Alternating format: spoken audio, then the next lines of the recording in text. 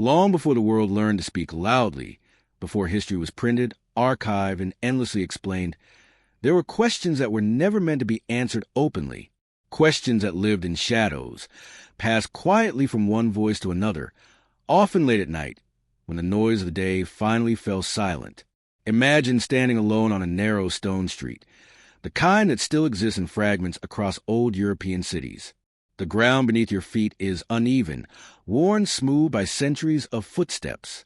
The walls beside you rise tall and close, blocking most of the sky, leaving only a thin ribbon of stars overhead. Somewhere nearby, a church bell has just finished ringing, and the sound lingers in the air like a fading memory.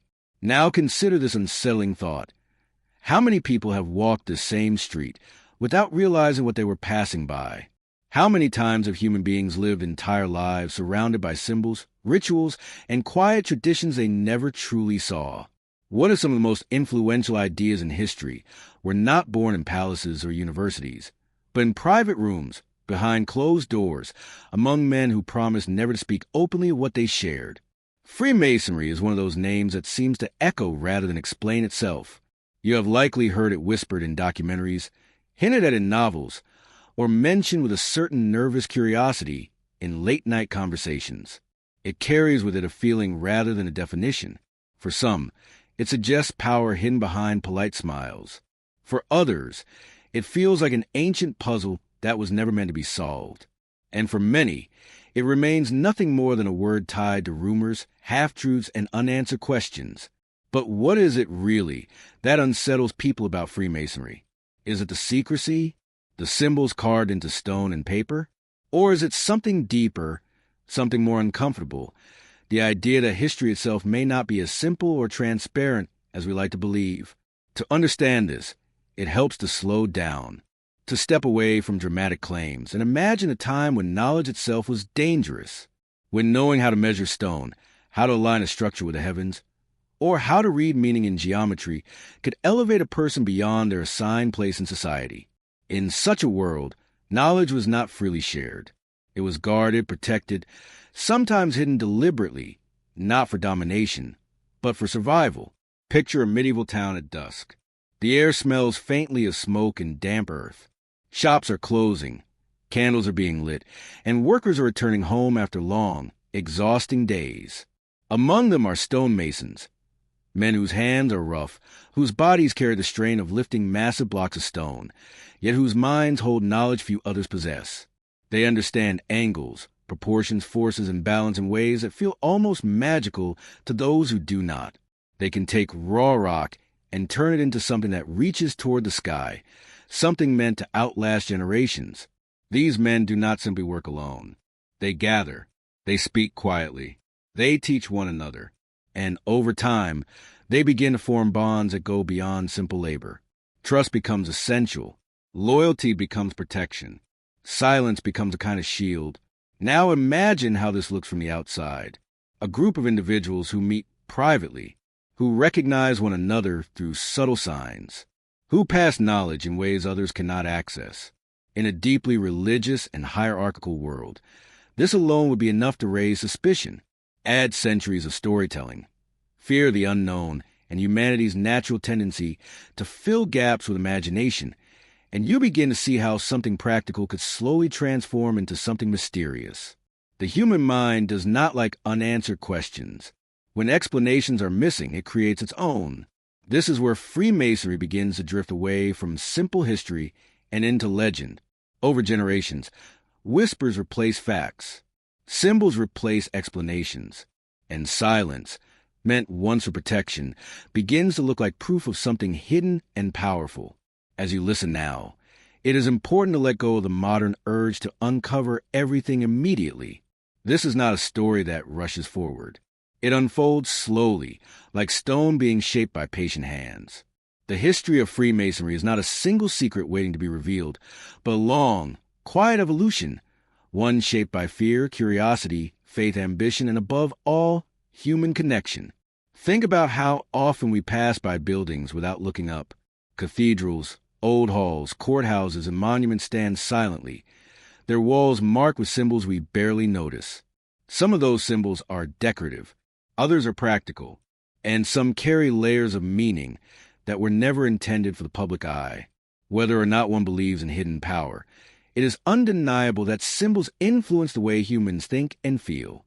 They offer comfort, identity, and a sense of belonging to something larger than oneself. Freemasonry, at its core, has always existed in this space between the visible and the invisible, between what is shown and what is suggested. This ambiguity is not accidental. It reflects a time when certainty was rare and survival often depended on discretion. In such a world, secrecy was not sinister. It was necessary. And yet, as centuries passed, the world changed faster than these quiet traditions could adapt. Empires rose and fell. Churches split. Revolutions overturned entire systems of power. Through all, Freemasonry remained, sometimes thriving, sometimes persecuted, sometimes misunderstood. Each era added new layers to its reputation, until fact and fiction became almost impossible to separate. Tonight, as you settle into this story, you are not being asked to solve a mystery or choose a side. You are simply being invited to listen, to observe how fear grows from silence, how myths grow from history, and how human beings, regardless of time or place, are drawn to the idea that there is more beneath the surface than what we are allowed to see. As the world quiets around you, consider this final thought before we move deeper into the past. What if the true secret of Freemasonry is not hidden power or forbidden knowledge at all, but something far simpler and far more human? What if it is merely the story of people trying to preserve meaning in a world that constantly changes, trying to pass wisdom quietly from one generation to the next, hoping that someone, somewhere, would still be listening? With that question gently resting in your mind, we can begin to walk backward through time, into the dimly lit centuries where stone, silence, and shared trust quietly shaped one of history's most enduring mysteries. Before Freemasonry could exist, before lodges, symbols, or whispered odes, there was a world shaped by fear, faith, and rigid order. To understand how secret brotherhoods could take root, it is necessary to return to a time when life moved slowly, when most people never traveled beyond the edge of their village, and when the rhythm of existence was dictated by sunrise, sunset, and the tolling of church bells. Medieval Europe was not a place of freedom or curiosity as we imagine it today. It was a world where knowing too much could be dangerous, and asking the wrong questions could cost you everything. Picture the countryside first. Vast stretches of land broken only by forests, rivers, and small farming settlements. The soil was heavy, worked endlessly by peasants who belonged not to themselves, but to the land and the Lord who claimed it. Generations lived and died in the same place, rarely questioning their position in the world. Life was harsh, repetitive, and uncertain.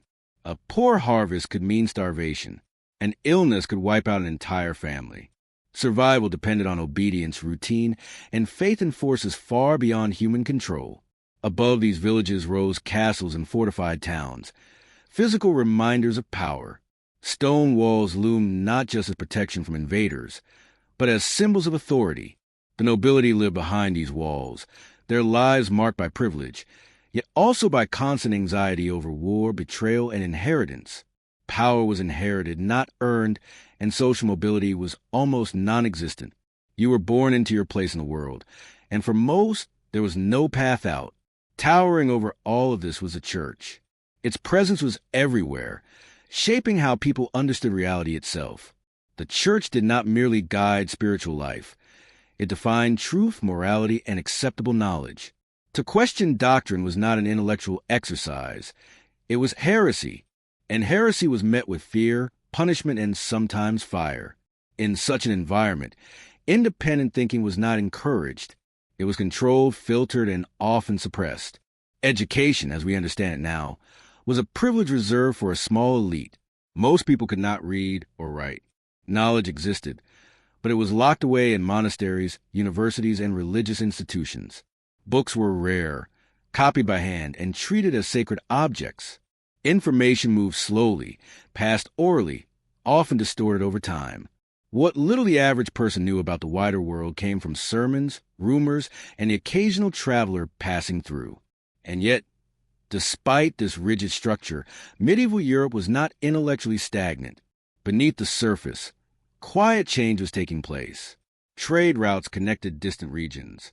New ideas arrived slowly from the Islamic world, carrying mathematics, astronomy, and philosophy that challenged traditional views. Cities began to grow, and with them came new classes of people, merchants, artisans, and skilled workers, who did not fit neatly into the old feudal categories. Among these emerging groups were craftsmen whose skills set them apart. Blacksmiths, carpenters, glassmakers, and stonemasons possessed practical knowledge that could not be easily replaced. Their work was essential, not only for daily life, but for the grand projects that defined the age. Cathedrals, bridges, and fortifications required precision, planning, and understanding of forces that most people could not comprehend. These craftsmen lived in a strange position within society. They were not nobles, yet they were not peasants either. Their value lay in what they knew, not in who they served. This created both opportunity and danger.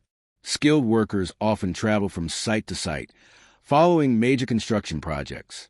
They carried knowledge with them, shared techniques, and learned from one another. Unlike farmers bound to the land, these individuals experienced a broader view of the world. They saw different regions, customs, and systems of power. This exposure alone made them unusual and sometimes suspicious in a society that values stability and predictability. At the same time, medieval Europe was deeply symbolic. People saw meaning everywhere, in numbers, shapes, and patterns. The natural world was interpreted through a spiritual lens, and architecture was designed to reflect divine order. Cathedrals were not merely buildings. They were theological statements carved in stone. Every measurement, angle, and alignment carried symbolic weight. Those who understood these principles held a kind of silent authority, even if they never openly acknowledged it. Secrecy, in this context, was not a mark of conspiracy. It was a survival strategy. Knowledge was power, and power attracted attention. Attention attracted danger. Those who possessed specialized skills learned early that not everything should be shared freely. Techniques were guarded. Apprentices were carefully chosen. Trust had to be earned over time. In a world where accusations of witchcraft or heresy could arise from misunderstanding alone, discretion was essential. Social life, too, was shaped by caution. Communities were tightly knit, but also deeply watchful. Gossip spread quickly. Reputation mattered more than truth. Being seen as different, secretive, or independent could isolate a person or worse. Yet, paradoxically, humans still sought connection, understanding, and belonging. They found it in small circles, in shared work, and in mutual reliance. As cities expanded, these circles became more formal.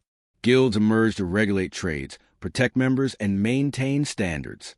Guilds controlled training, wages, and competition. They also provided social support in times of illness or death. In many ways, guilds were the first organized spaces where common people exercised collective power. They operated within the law, but they also maintained internal rules known only to members. This environment, rigid authority above, cautious cooperation below, created the perfect conditions for traditions rooted in privacy and trust, not out of rebellion, but necessity. When open expression was limited, meaning moved inward. When public identity was fixed, private identity became fluid. People learned to live double lives, not in deception, but in adaptation. It is important to understand that medieval people were not constantly plotting or hiding secrets. Most were simply trying to survive. But survival required awareness. It required knowing when to speak and when to remain silent. Over time, this mindset became ingrained in the culture. Silence was not emptiness. It was wisdom. As night fell over medieval towns, the world changed again. Streets emptied, torches flickered, doors closed. Inside homes and workshops, small groups gathered. Stories were told. Knowledge was passed quietly. Bonds were strengthened away from public eyes. These moments, repeated night after night across centuries, formed the emotional foundation for what would later become more structured forms of brotherhood. Freemasonry did not emerge in opposition to this world, but as a product of it. It absorbed the fears, hopes, and limitations of medieval society. Its emphasis on symbols, ritual, and discretion reflects a time when meaning had to be layered, when truth could not always be spoken directly. As you listen, allow this world to settle around you. Imagine the slow pace, the weight of stone, the glow of candlelight against rough walls. Imagine living in a time when certainty was rare, when the future was unpredictable, and when knowledge felt both sacred and dangerous. From this soil, shaped by authority and anxiety, the earliest roots of Freemasonry quietly began to grow, unnoticed by most, yet deeply intertwined with the world that gave them life. Long before the word Freemasonry ever existed, there were men whose lives revolved around stone. Not ordinary stone, but the kind that would become walls strong enough to withstand centuries, arches that seemed to defy gravity, and towers that reached toward the sky, as if trying to touch something divine.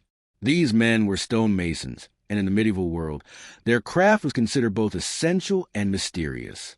To most people, stone was heavy, lifeless, and unyielding. To a Mason, it was something entirely different. It could be measured, shaped, persuaded, and transformed through knowledge passed carefully from one generation to the next. A cathedral did not rise quickly. It could take decades, sometimes centuries, to complete. A child might be born the same year the foundation was laid, and die long before the final stone was set in place. This meant that stonemasons were not simply laborers working for wages. They were participants in long-term visions that extended beyond individual lifetimes. They planned for futures they would never see, trusting that others like them would continue the work. This required not only skill but faith, in the craft, in one another, and in the idea that what they were building mattered.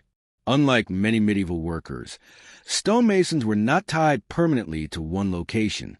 Major construction projects were scattered across Europe, and skilled masons traveled wherever their expertise was needed.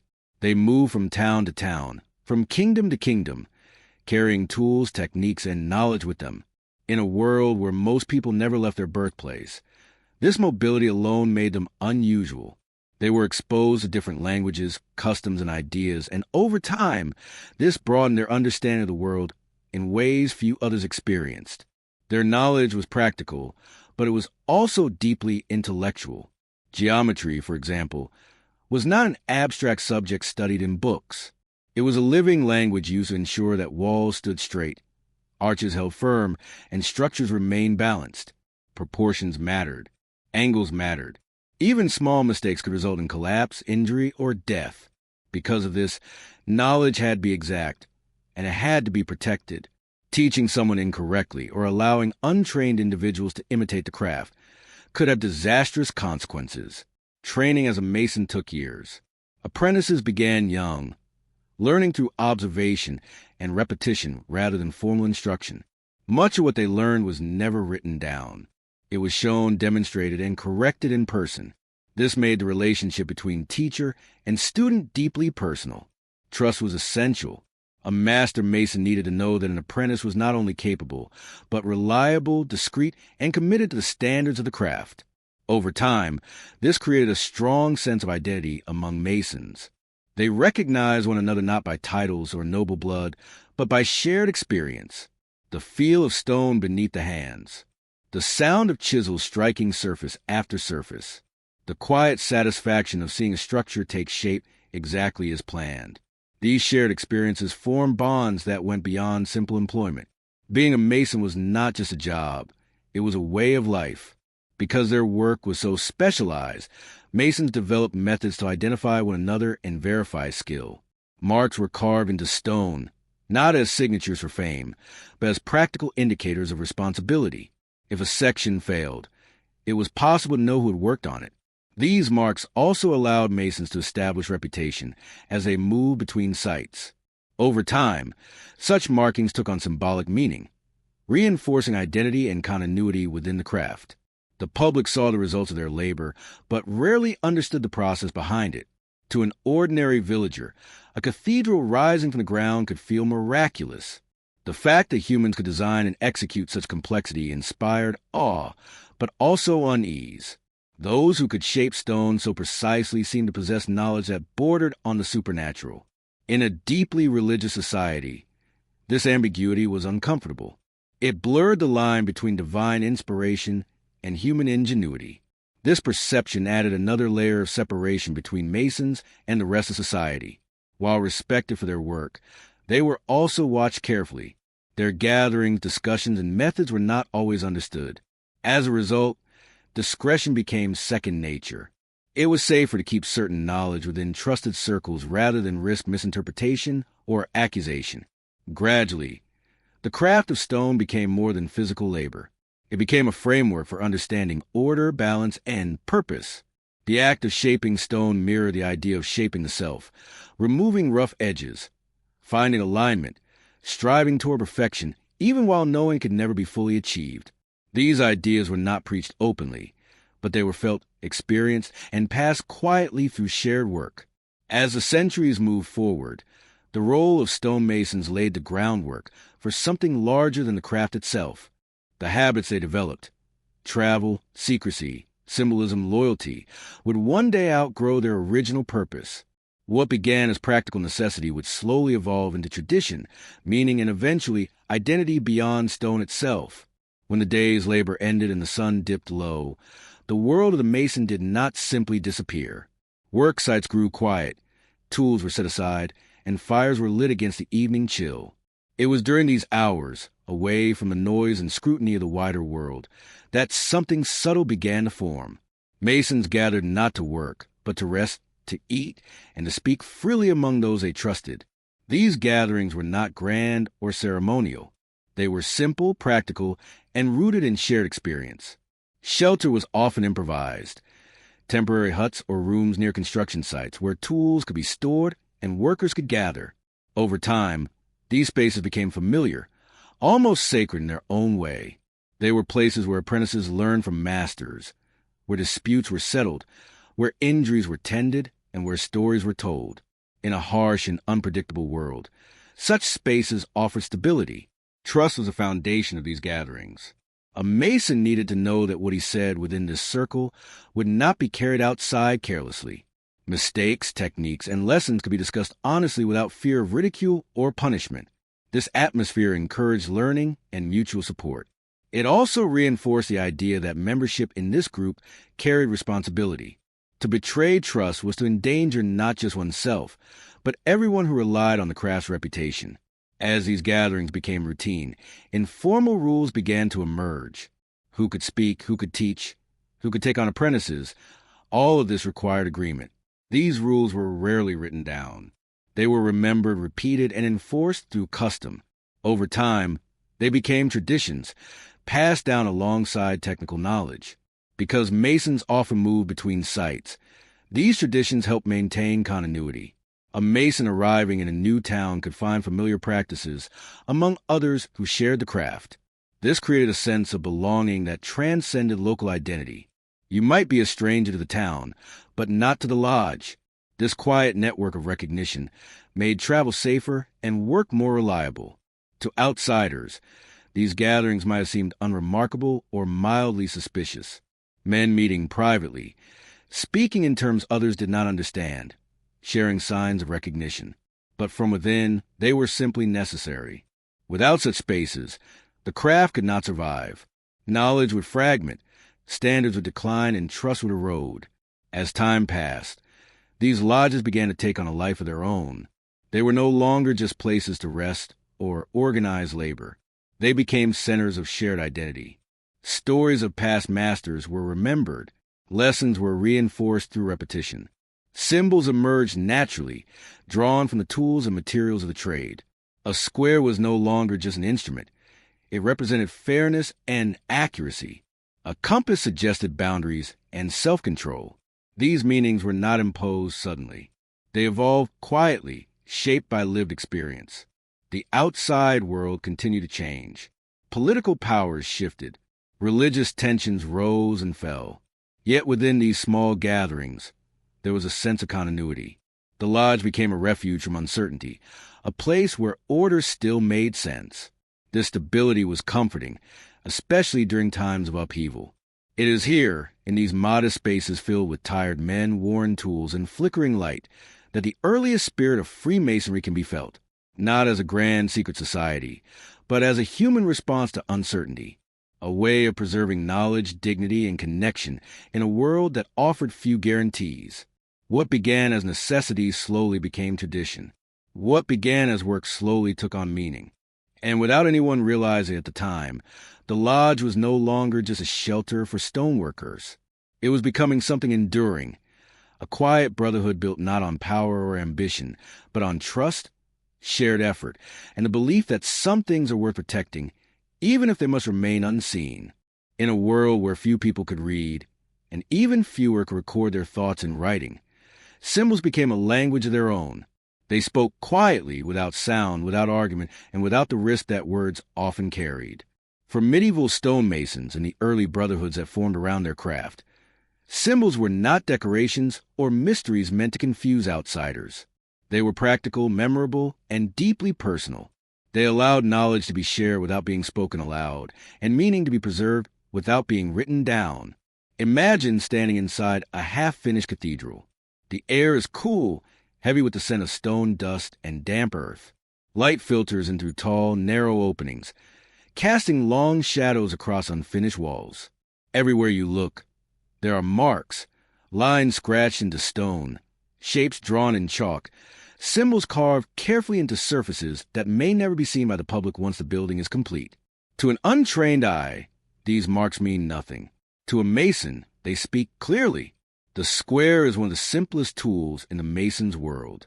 It ensures that stones meet at perfect right angles, that walls rise straight rather than leaning dangerously. But beyond its practical use, the square naturally came to represent honesty and fairness.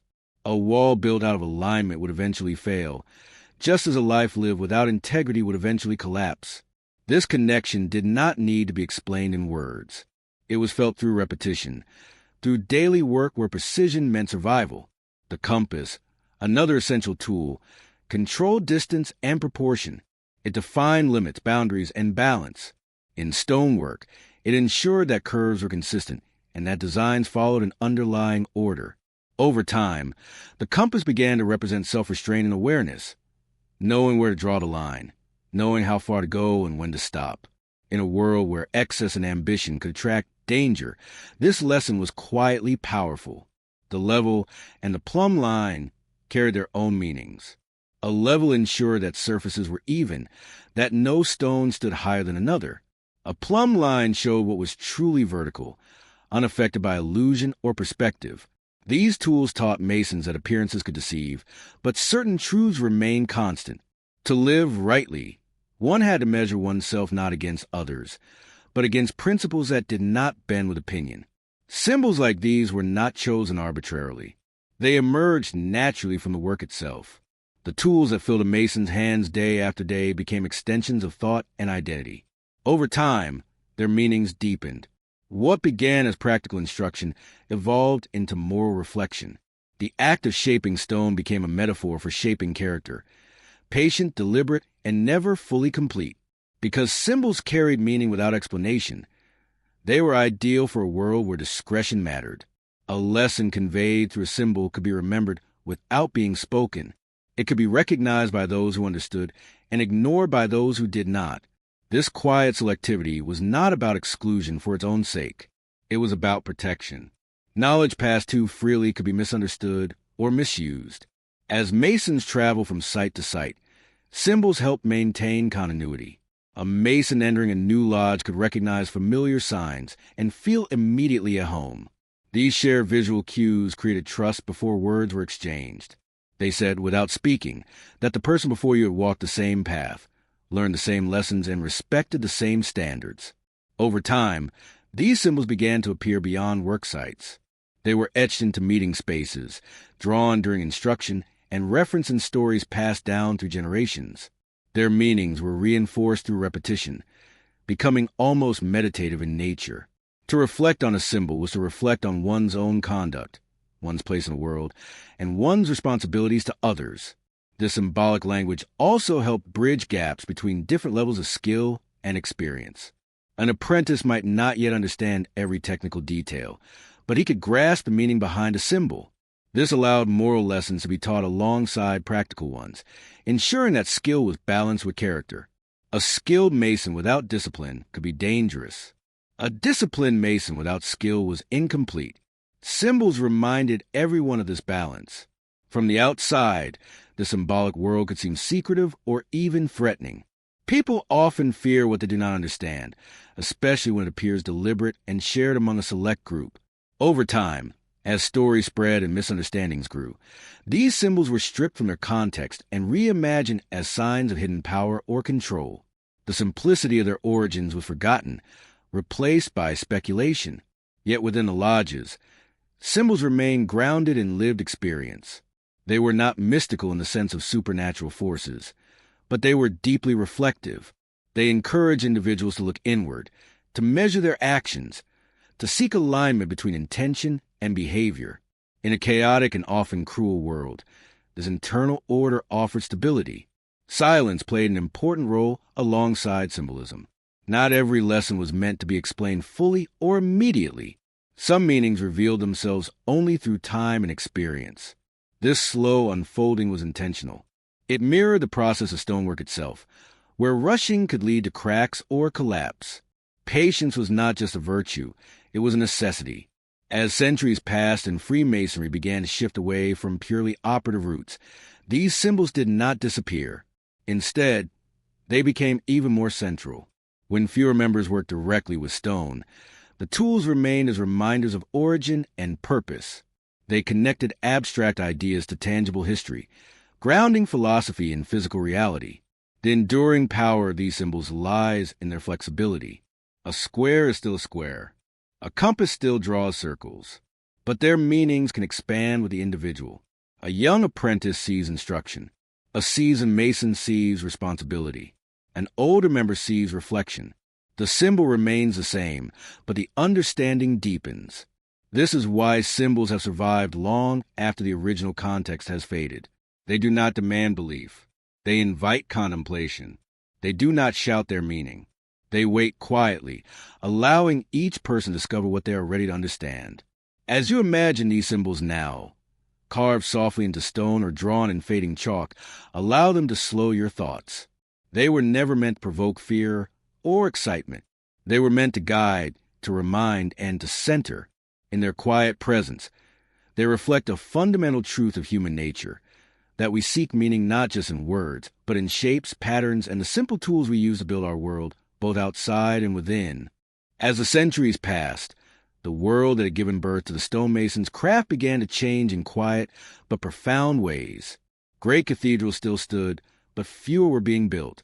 The age of massive stone projects slowly gave way to new forms of architecture, new materials, and new priorities. At the same time, society itself was shifting.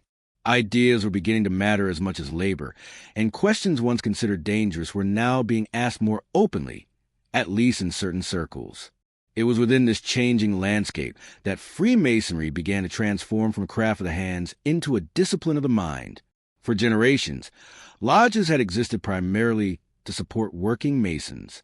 They were places of instruction, rest, and organization. Membership was practical and professional. But as demand for large-scale stone construction declined, something unexpected happened. The lodges did not disappear. Instead, they began to open their doors to men who were not stonemasons at all. These new members were drawn not to the physical craft, but to the ideas that had quietly grown within it. Scholars, merchants, physicians, and philosophers began to take interest in the lodges. They lived in a world increasingly shaped by trade, science, and exploration. Printing presses spread ideas faster than ever before. Ancient texts were rediscovered and debated. The certainty once provided by religious authority alone was now being questioned by reason and observation. In this atmosphere, the symbolic language of the lodge felt surprisingly relevant. These men saw in the masons' tools more than construction instruments. They saw metaphors for self-improvement, discipline, and moral order. A square could represent fairness and judgment. A compass could suggest balance in life. Stone, once something to be shaped for buildings, became a symbol for the human self, imperfect, rough, yet capable of refinement through effort and reflection. This shift did not happen overnight, nor was it organized by any central authority. It unfolded gradually, almost accidentally. Lodges welcomed non-operative members because they brought resources, influence, and intellectual energy. In return, these members found a structured space for discussion that felt different from universities or churches. The lodge offered privacy without isolation, tradition without rigid dogma, and fellowship without hierarchy based on birth. As more non-Masons joined, the meaning of membership evolved. No longer defined by trade alone, the lodge became a place for men seeking personal growth, ethical understanding, and shared values. The rituals that had once ensured competence in stonework were reinterpreted. They became symbolic journeys rather than technical examinations. Progress to the lodge came to represent inner development rather than professional advancement. Ritual took on new importance during this period. In a world growing louder with competing ideas, ritual provided structure and calm. Repetition created familiarity. Symbolic actions slowed the mind and encouraged reflection. The language of initiation became deliberately layered, offering different meanings depending on experience and understanding. What one member perceived as tradition, another experienced as philosophy. This transformation marked the birth of what is often called speculative Freemasonry. The word speculative does not mean imaginary or false. It refers to contemplation, to thinking deeply about abstract ideas. In this new form, Freemasonry was no longer about building cathedrals of stone, but about building character, wisdom, and ethical awareness. Importantly, this transition preserved continuity with the past. The symbols, stories, and structure of the operative lodges were not abandoned. They were reinterpreted. This gave speculative Freemasonry a sense of legitimacy and depth. It was not a new invention, but an evolution. Members could look back and see themselves as inheritors of a long tradition, even as their work shifted inward. The lodge environment supported this inward turn. Meetings were conducted with care, emphasizing equality among members regardless of social status outside the lodge. A nobleman and a merchant could sit side by side, bound by the same rules and rituals. This was rare in a deeply stratified society and deeply appealing to those who felt constrained by rigid social roles. Secrecy, which had once protected trade knowledge, now protected ideas, not because they were dangerous, but because they were personal. Philosophical reflection loses its power when forced into public debate.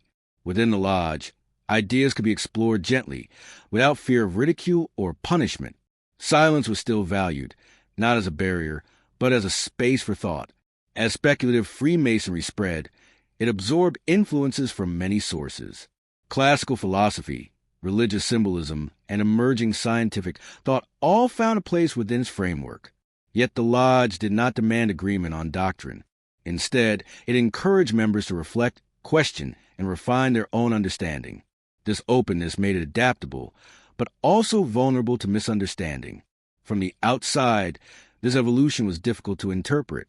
Observers saw rituals, secrecy, and symbolism, but did not hear the conversations or understand the intent. In times of political or religious tension, such private gatherings could easily be viewed with suspicion. Rumors flourished, often filling the silence with imagined motives. Within the lodges, however, the focus remained remarkably consistent.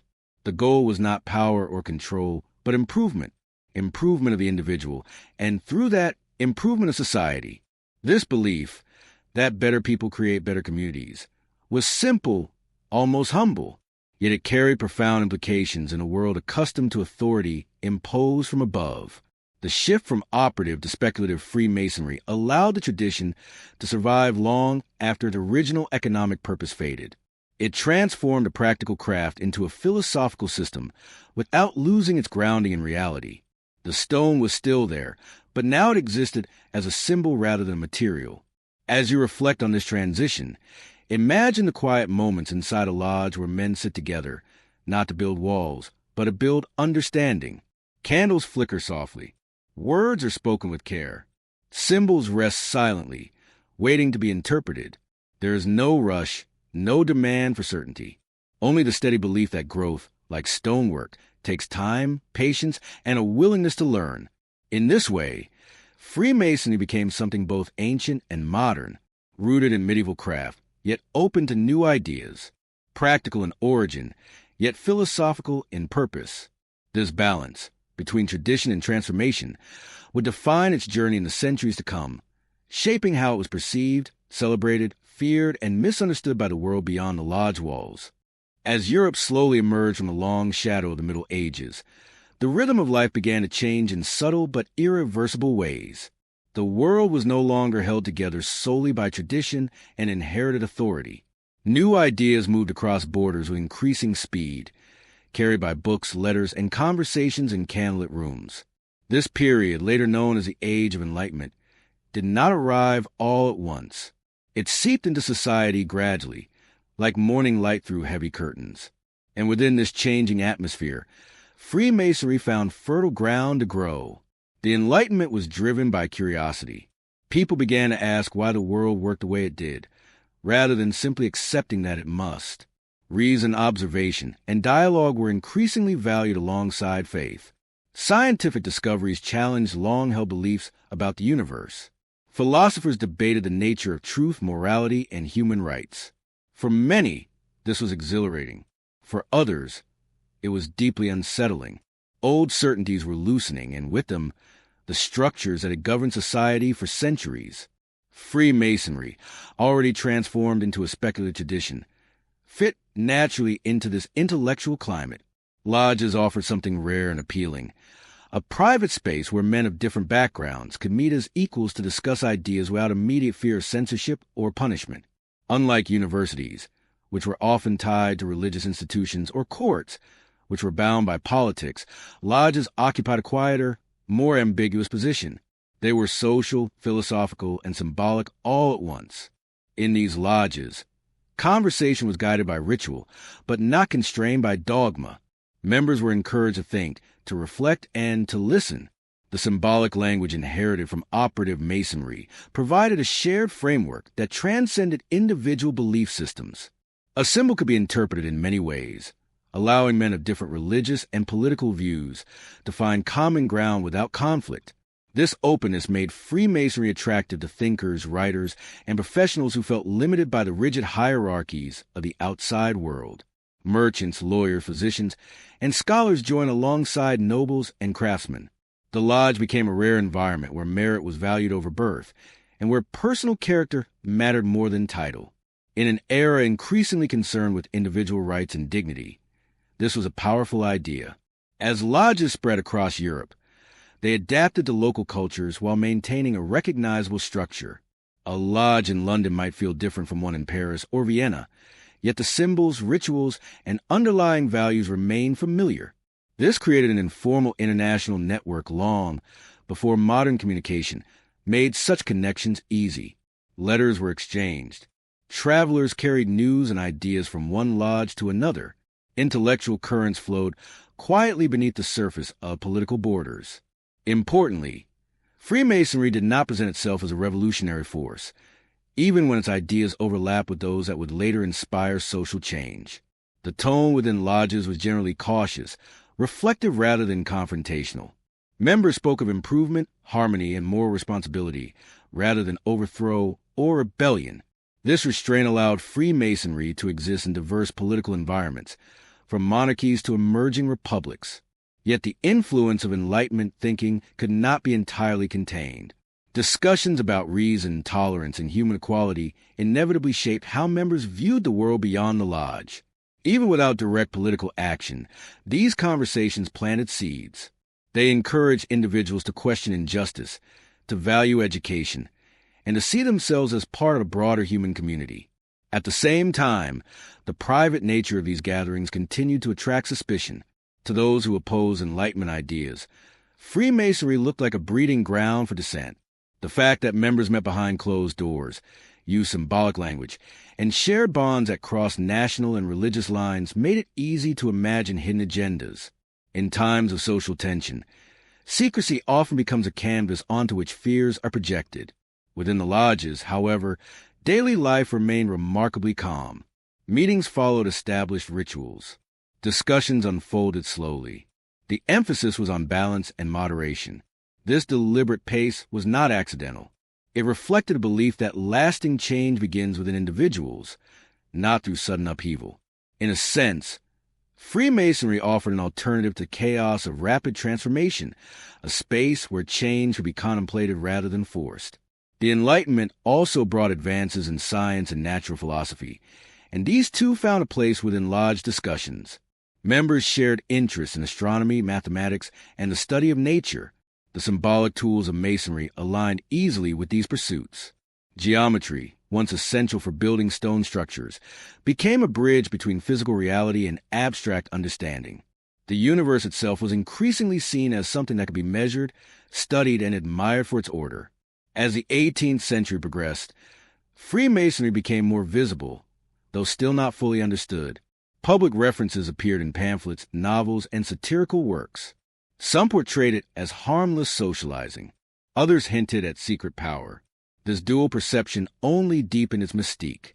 The truth, as usual, was quieter and more complex. For many members, the lodge was not a place of ambition, but of refuge. The outside world was changing quickly, bringing both opportunity and uncertainty. Old social bonds were weakening, and new identities were forming. Within the lodge, there was continuity. Rituals repeated the same words and gestures that had been used for generations. Symbols remained constant even as interpretations evolved. This stability provided comfort amid intellectual and social upheaval. The spread of Freemasonry during the Enlightenment was not driven by force or propaganda. It spread because it met a need. It offered community without rigid conformity, tradition without stagnation, and reflection without isolation. In an age increasingly defined by ideas, it provided a structured way to explore meaning without demanding absolute answers. As you imagine these lodges scattered across Europe, picture modest rooms lit by candles, filled with quiet conversation rather than fiery debate. Picture men listening as much as they speak, pausing to reflect on symbols that connect them to both ancient craft and modern thought.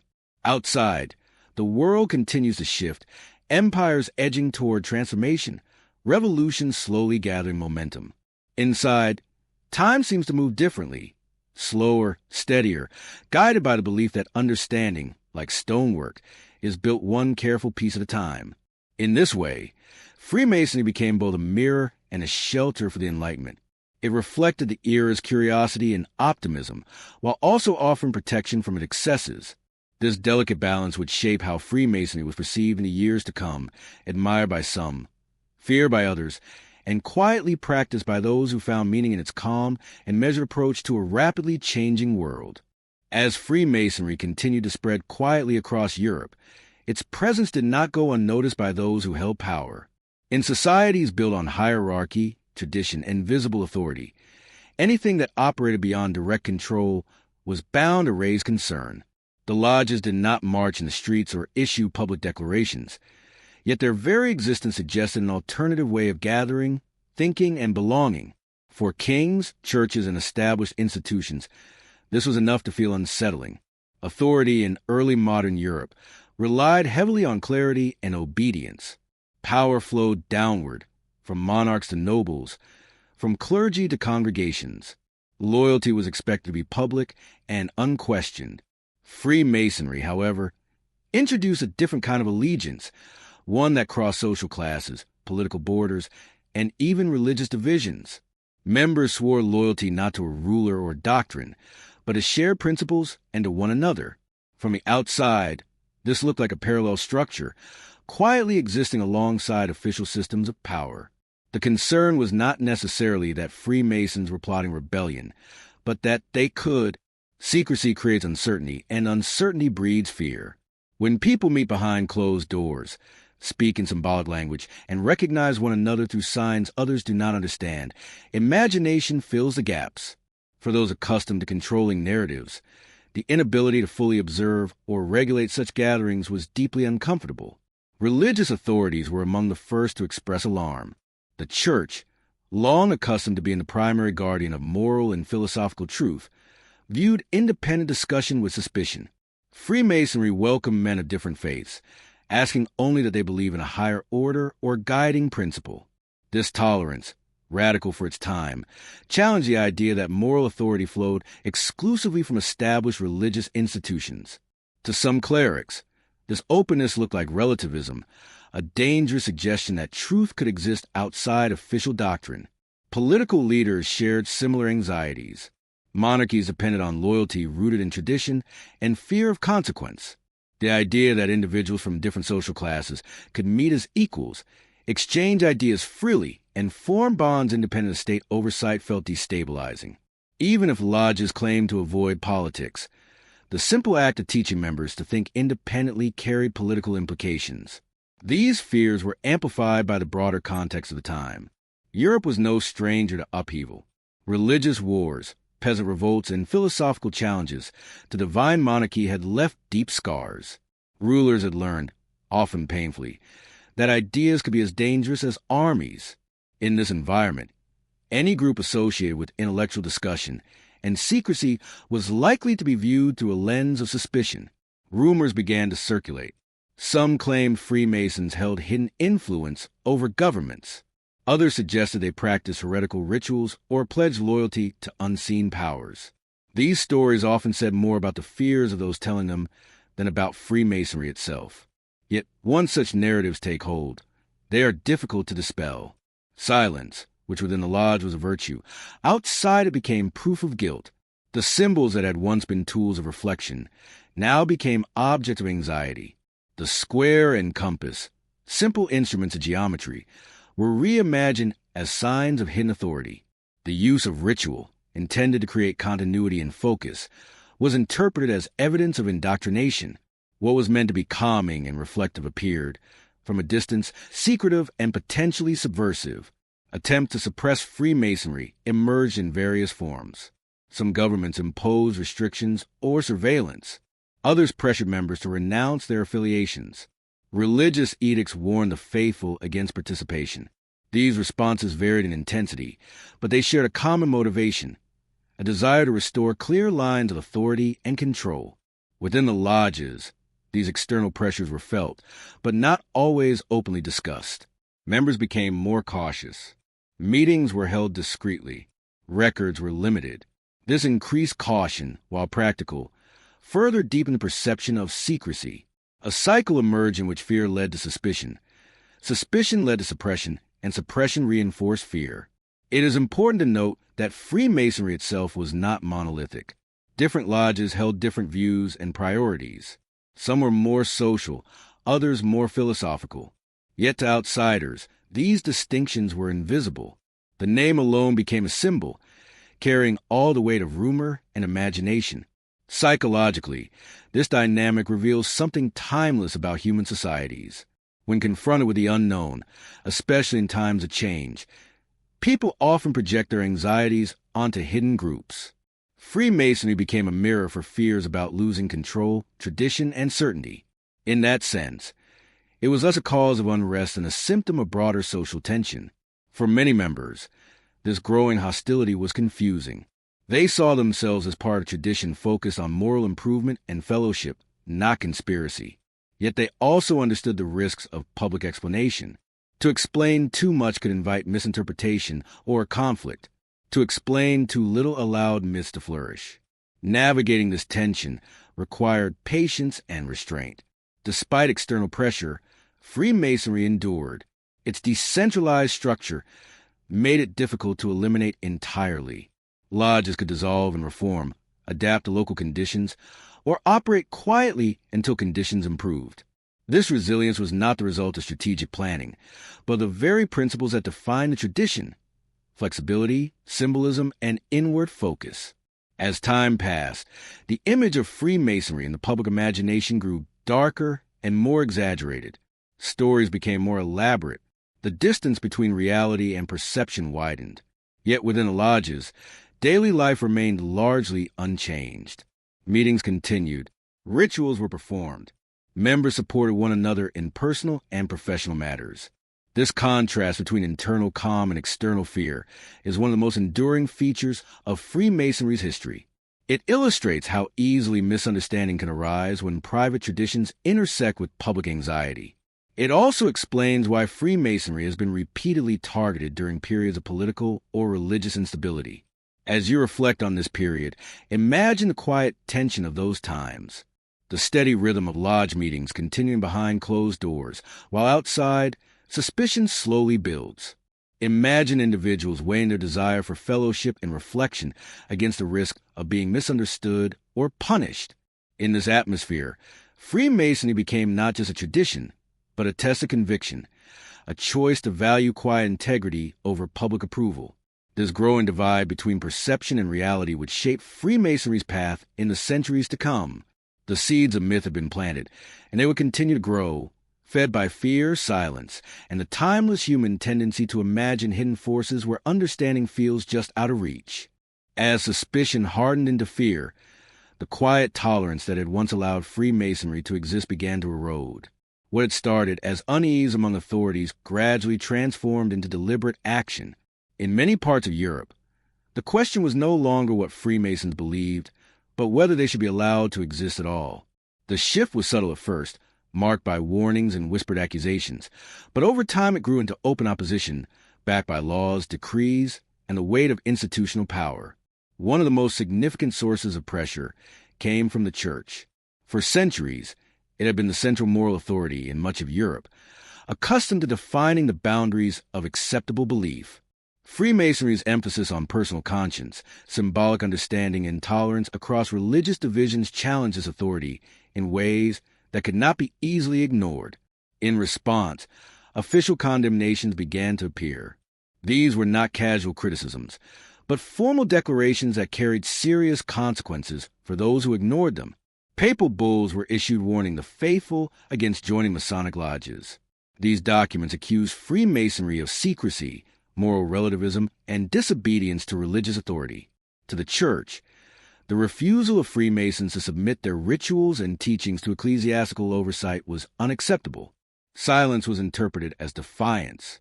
Participation became framed not as a private choice, but as a threat to spiritual order. For individuals caught between faith and fellowship, this created painful dilemmas. Many Freemasons were deeply religious, seeing no contradiction between their beliefs and their lodge membership. Yet they were now forced to choose between obedience and exclusion. Some left quietly, others remained, accepting the risk. The lodge, once a refuge from conflict, became a place of careful calculation and quiet courage. Political authorities followed a similar path.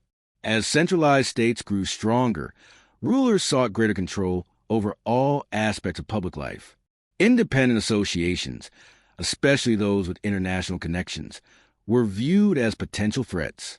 Freemasonry's ability to cross borders and unite individuals from different classes and professions made it particularly suspect. Even without evidence of political plotting, the mere possibility was enough to justify intervention. In some regions, governments demanded lists of members. In others, lodges were required to register or submit to oversight. Where compliance was refused or incomplete, harsher measures followed. Lodges were closed, meeting spaces confiscated, and gatherings prohibited. The tone of these actions was often bureaucratic rather than dramatic, yet their impact was deeply personal. Traditions built over generations were dismantled quietly, without ceremony. Public perception played a powerful role in these crackdowns. Pamphlets, sermons, and rumors circulated freely, often exaggerating or fabricating claims about Masonic activities. The secrecy that once protected members now worked against them. Without public explanations, false narratives spread unchecked. Freemasons were portrayed as manipulators, conspirators, or heretics, depending on the fears of the moment. For many ordinary citizens, these stories were convincing. In a world where authority figures condemned Freemasonry and dramatic tales filled the gaps left by silence, it was easy to believe the worst. Fear does not require proof. It thrives on uncertainty. As a result, Freemasons found themselves increasingly isolated, not only from institutions, but from neighbors and friends. Yet even under pressure, Freemasonry did not disappear. Its decentralized nature proved to be its greatest strength. Without a single headquarters or leader, it could not be easily dismantled. When lodges were closed in one region, they survived quietly in another. When meetings were banned, they adapted, becoming smaller, less visible, and more discreet. This period of suppression forced Freemasonry inward. Public expression gave way to private resilience. Rituals were simplified. Records were minimized or destroyed to protect members. Trust became even more central, as the risk of infiltration or betrayal increased. Membership was no longer just about shared values. It required personal courage. These pressures also altered the internal culture of the lodges. The sense of fellowship deepened as members relied more heavily on one another for support. The experience of being targeted reinforced the belief that moral integrity mattered most when it came at a cost. Silence, once a practical habit, became an act of resistance. Not all suppression was equal. In some regions, enforcement was inconsistent, driven more by political expedience than genuine concern. In others, it was relentless. Totalitarian regimes, in particular, viewed Freemasonry as incompatible with absolute loyalty to the state. Under such governments, Masonic symbols were banned outright, and association with lodges could lead to imprisonment or worse. Despite these dangers, the idea of Freemasonry continued to circulate, sometimes growing stronger precisely because it was forbidden. Human curiosity often intensifies around what is hidden. Bans gave the tradition an aura of importance far beyond its actual activities. What was once a quiet philosophical fellowship became, in the public imagination, a shadowy force shaping events from behind the scenes. Within the lodges, members grappled with this widening gap between reality and perception. They knew that attempts to defend themselves publicly might only inflame suspicion. Silence, again, seemed the safest path. Yet this silence carried emotional weight. To be misunderstood, condemned, and punished for beliefs centered on self-improvement and fraternity was deeply painful. As years turned into decades, suppression became part of Freemasonry's identity. Stories of persecution were remembered and shared, not as grievances, but as lessons in endurance. The tradition adapted, learning how to exist quietly within hostile environments. This ability to survive without visibility would become one of its defining traits. Looking back on this period, it becomes clear that the opposition Freemasonry faced was rarely about its actual practices. It was about control, fear, and the challenge of uncertainty. In times of instability, societies often seek simple explanations for complex problems.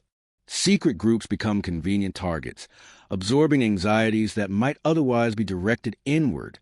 As you imagine this era, picture a world where doors close earlier, where conversations lower to whispers, where symbols are hidden rather than displayed. Picture individuals weighing their commitment to shared values against the risks imposed by authority. In this quiet struggle, Freemasonry did not fight back with force or rhetoric. It endured through patience, adaptability, and an unwavering focus on the inner work it had always valued. This period of bans and persecution did not destroy Freemasonry. Instead, it reshaped it, reinforcing the very qualities that had drawn suspicion in the first place. Discretion, resilience, and a deep belief that meaning does not require public approval to survive. When silence stretches long enough, it invites imagination to step in and fill the empty space.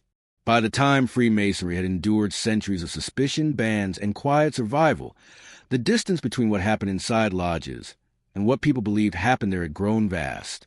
Into that distance poured stories, fears, and elaborate theories. What began as curiosity slowly hardened into myth, and myth, when repeated often enough, can feel more convincing than fact.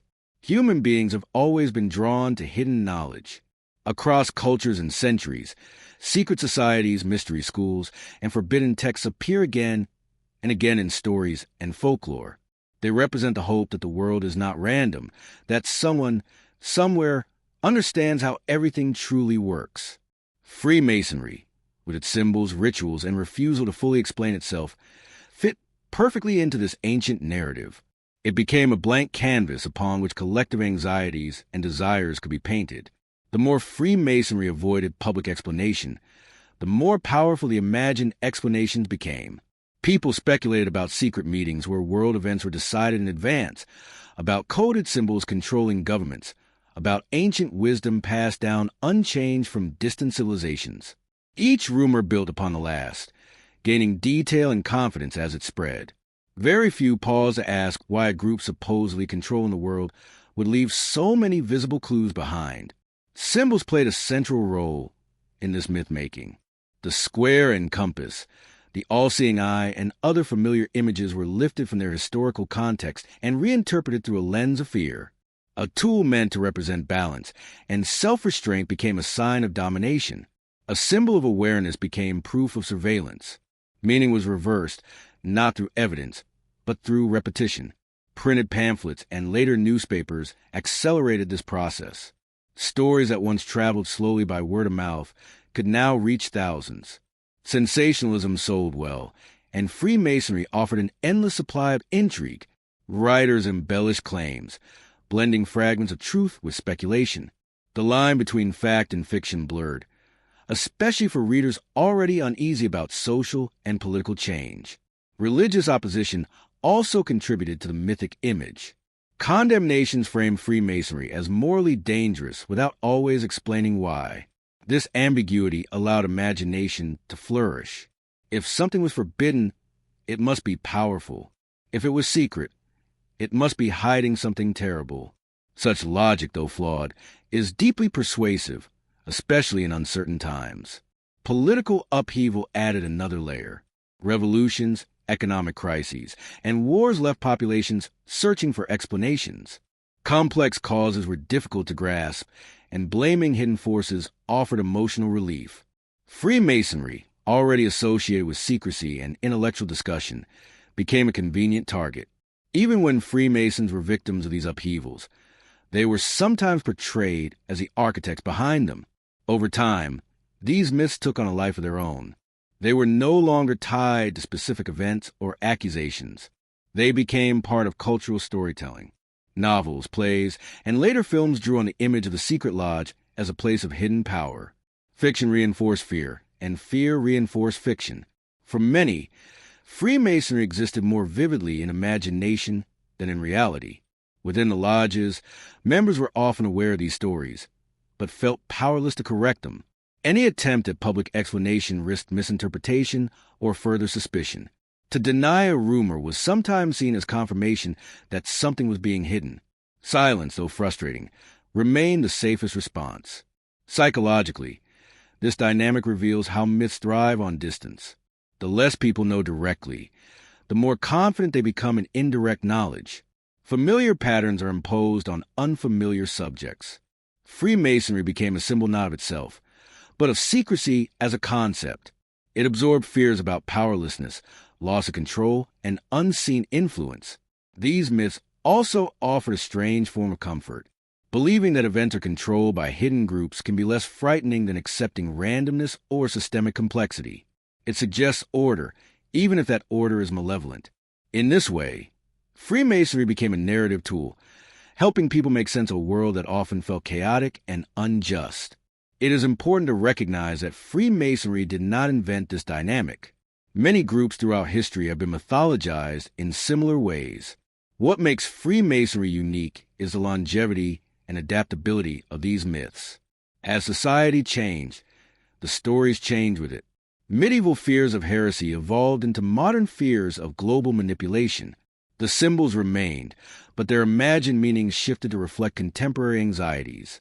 Inside the lodges, the reality remained far less dramatic.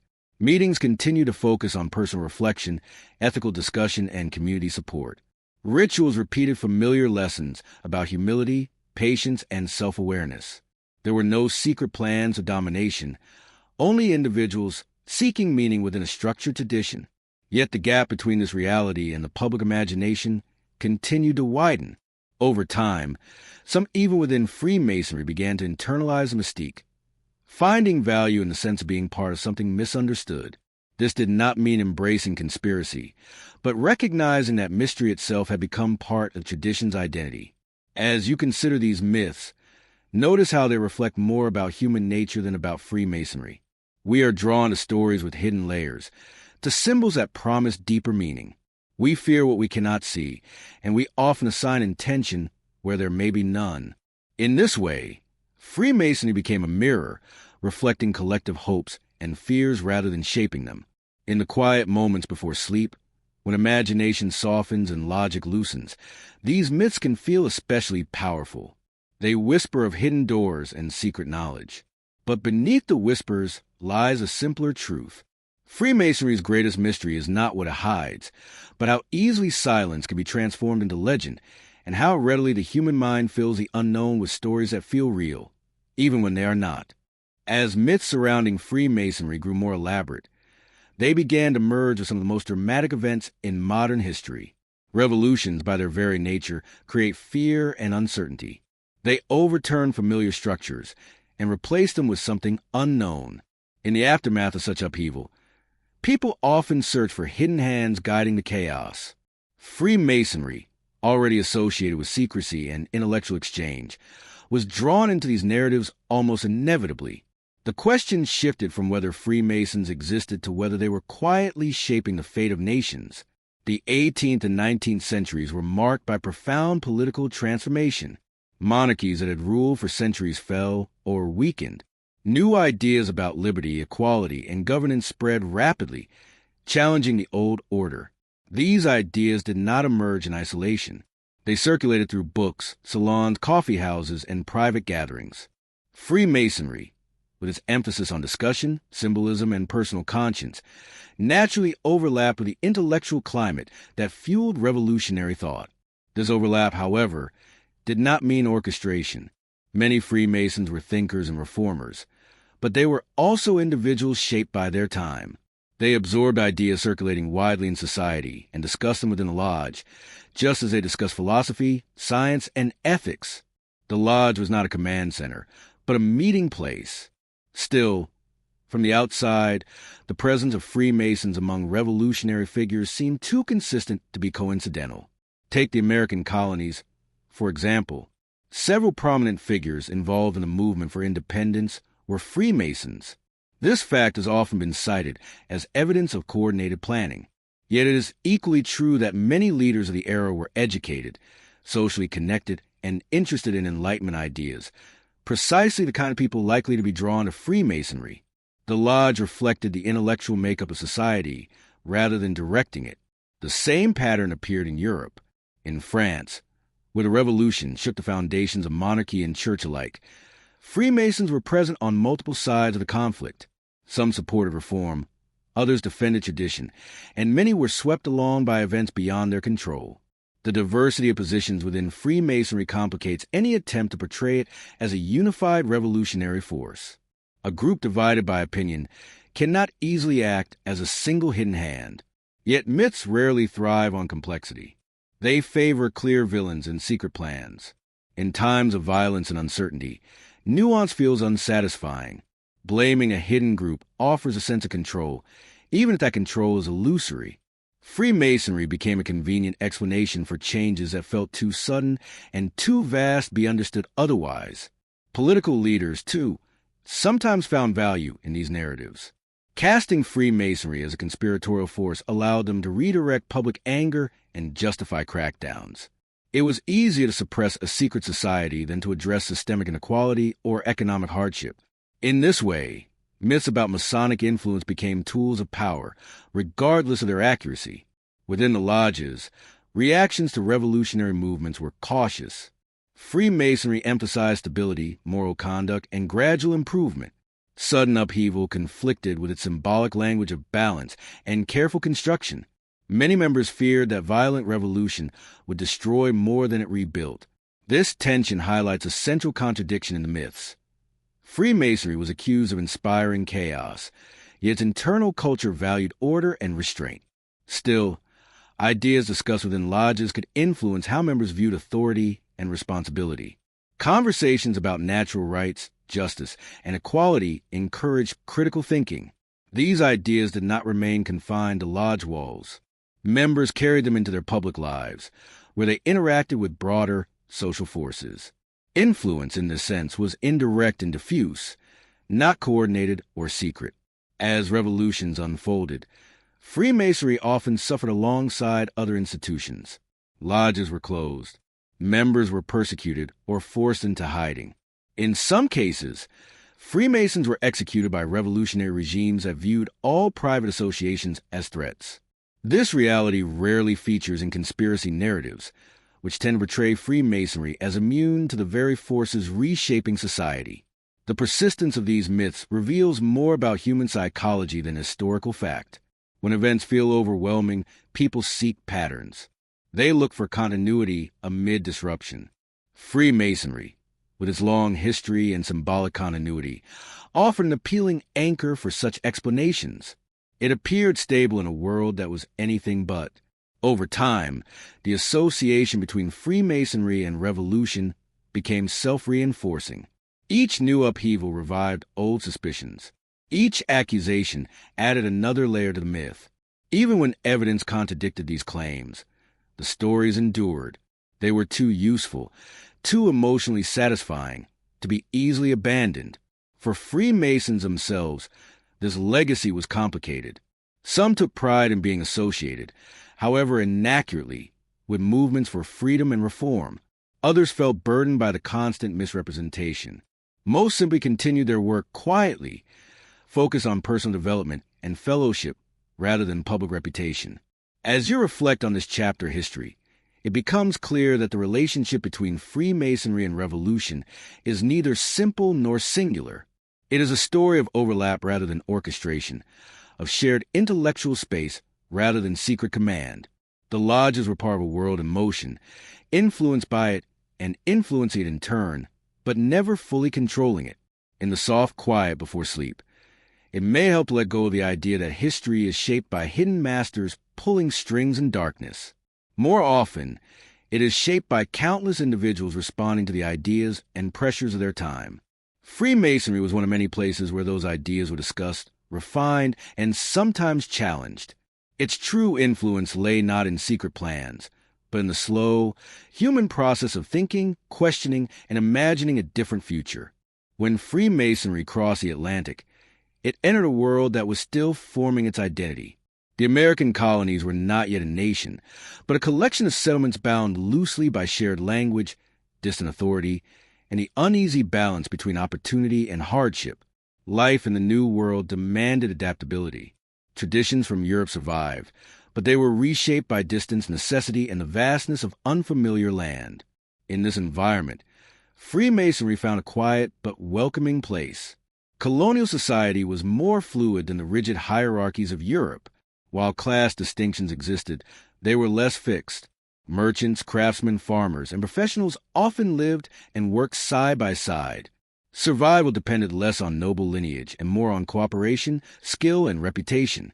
This atmosphere aligned naturally with the values Freemasonry emphasized: merit, fraternity, and personal responsibility. The first lodges in the colonies appeared in port cities, where ideas and people arrived regularly from across the Atlantic. Sailors, traders, and immigrants brought with them not only goods, but customs and intellectual traditions. Lodges became spaces where these diverse influences could meet. They offered continuity with European traditions while adapting to the realities of colonial life. In the New World, lodges often served practical social functions. They provided networks of trust in environments where institutions were still developing. A Mason traveling between colonies could find assistance, companionship, and familiarity in distant towns. This mutual support was not about control or secrecy, but about survival and community in a land where formal systems were often unreliable. Freemasonry also appealed to colonial leaders and professionals who valued order amid uncertainty. The symbolic structure of the lodge offered a sense of stability. Rituals repeated patterns that connected members to a larger history, grounding them in something enduring while they navigated a rapidly changing world. In a land where the future felt open but unpredictable, such continuity was comforting. As tensions between the colonies and Britain grew, lodges continued to function primarily as social and philosophical spaces. Members held a wide range of political views. Some remained loyal to the crown. Others supported independence. The lodge did not require agreement on these matters. What it did require was respect, restraint, and adherence to shared values of conduct. This diversity complicates later claims that Freemasonry orchestrated the American Revolution. While many figures associated with independence were Freemasons, many were not. And among Freemasons, opinions varied widely. The lodge reflected the intellectual climate of the colonies rather than directing it. What Freemasonry did provide was a space where ideas about governance, rights, and responsibility could be discussed calmly. Enlightenment concepts that circulated widely in pamphlets and debates also found their way into lodge conversations. The symbolic language of Freemasonry, focus on building balance and moral structure, resonated with the idea of constructing a new society. During the Revolution, Freemasonry often receded into the background. War, disrupted regular meetings. Members were scattered by conflict. Some lodges closed temporarily. Others met quietly when possible. The tradition adapted, as it always had, to external pressures. After independence, Freemasonry experienced renewed growth in the young nation. The new republic valued voluntary associations and civic engagement. Lodges fit comfortably within this framework. They were seen not as threats, but as contributors to social cohesion. Public ceremonies, cornerstone layings, and charitable activities made Freemasonry more visible and more accepted. In this period, Freemasonry became intertwined with the civic life of the nation. It emphasized virtues seen as essential to Republican government: integrity, moderation, and respect for law. Lodges offer a model of self-governance, with elected officers and shared responsibilities. This internal structure mirrored the broader political experiment unfolding outside their doors. Yet, even as Freemasonry gained acceptance, myths persisted. The presence of Masonic symbols in public architecture and currency fueled speculation. To some, these symbols represented shared heritage and values. To others, they suggested hidden influence. The same ambiguity that had surrounded Freemasonry in Europe followed it to the New World. Within American lodges, however, the focus remained largely inward. Meetings centered on ritual, fellowship, and personal development. Charity played an increasingly important role, reflecting a belief that moral improvement should be accompanied by service to others. In this sense, Freemasonry adapted to American ideals without abandoning its core traditions. As the nation expanded westward, lodges followed. They appeared in frontier towns, often serving as some of the first organized social institutions. In isolated communities, lodges offered stability, education, and mutual aid. They helped newcomers build networks of trust in unfamiliar territory. This expansion reinforced Freemasonry's reputation as a unifying force rather than a divisive one. Members came from varied backgrounds, yet shared common rituals and values. In a diverse and growing nation, this sense of shared identity was appealing. Still, suspicion never disappeared entirely. Periodic moral panics and political movements targeted Freemasonry, accusing it of elitism or undue influence. These episodes reflected broader anxieties about power and transparency in a democratic society. Each time, Freemasonry responded as it had before, by retreating slightly, adapting, and continuing quietly. Looking back, Freemasonry's role in early America appears less like a hidden hand guiding events and more like a thread woven into the fabric of society. It influenced individuals, not outcomes. It offered a space for reflection rather than instruction. Its presence was visible enough to be noticed, yet opaque enough to invite speculation. As you imagine this period, picture colonial streets lined with wooden buildings, the sound of ship masts creaking in the harbor, the murmur of conversation in taverns and meeting halls. Somewhere nearby, a small group gathers by candlelight, repeating familiar words, tracing symbols older than the land itself. Outside, a nation is being born through conflict and debate. Inside, a tradition quietly continues, adapting once again to a new world, carried with the same human desire for meaning, fellowship, and moral grounding that had sustained it for centuries. For those who encountered Freemasonry only from the outside, its rituals often appear to be the most mysterious and unsettling aspect of all. Quiet gatherings, formal movements, carefully chosen words, and a progression through degrees that seem to suggest hidden layers of knowledge. To some, this looked like secrecy for its own sake.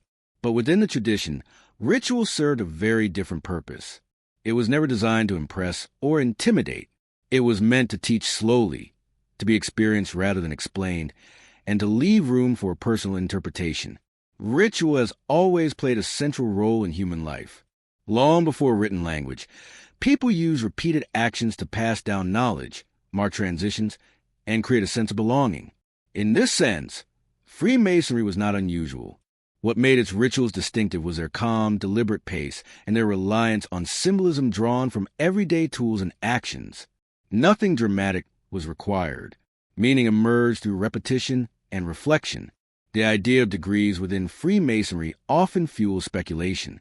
From the outside, it can sound like a hierarchy of secrets, with power increasing at each level.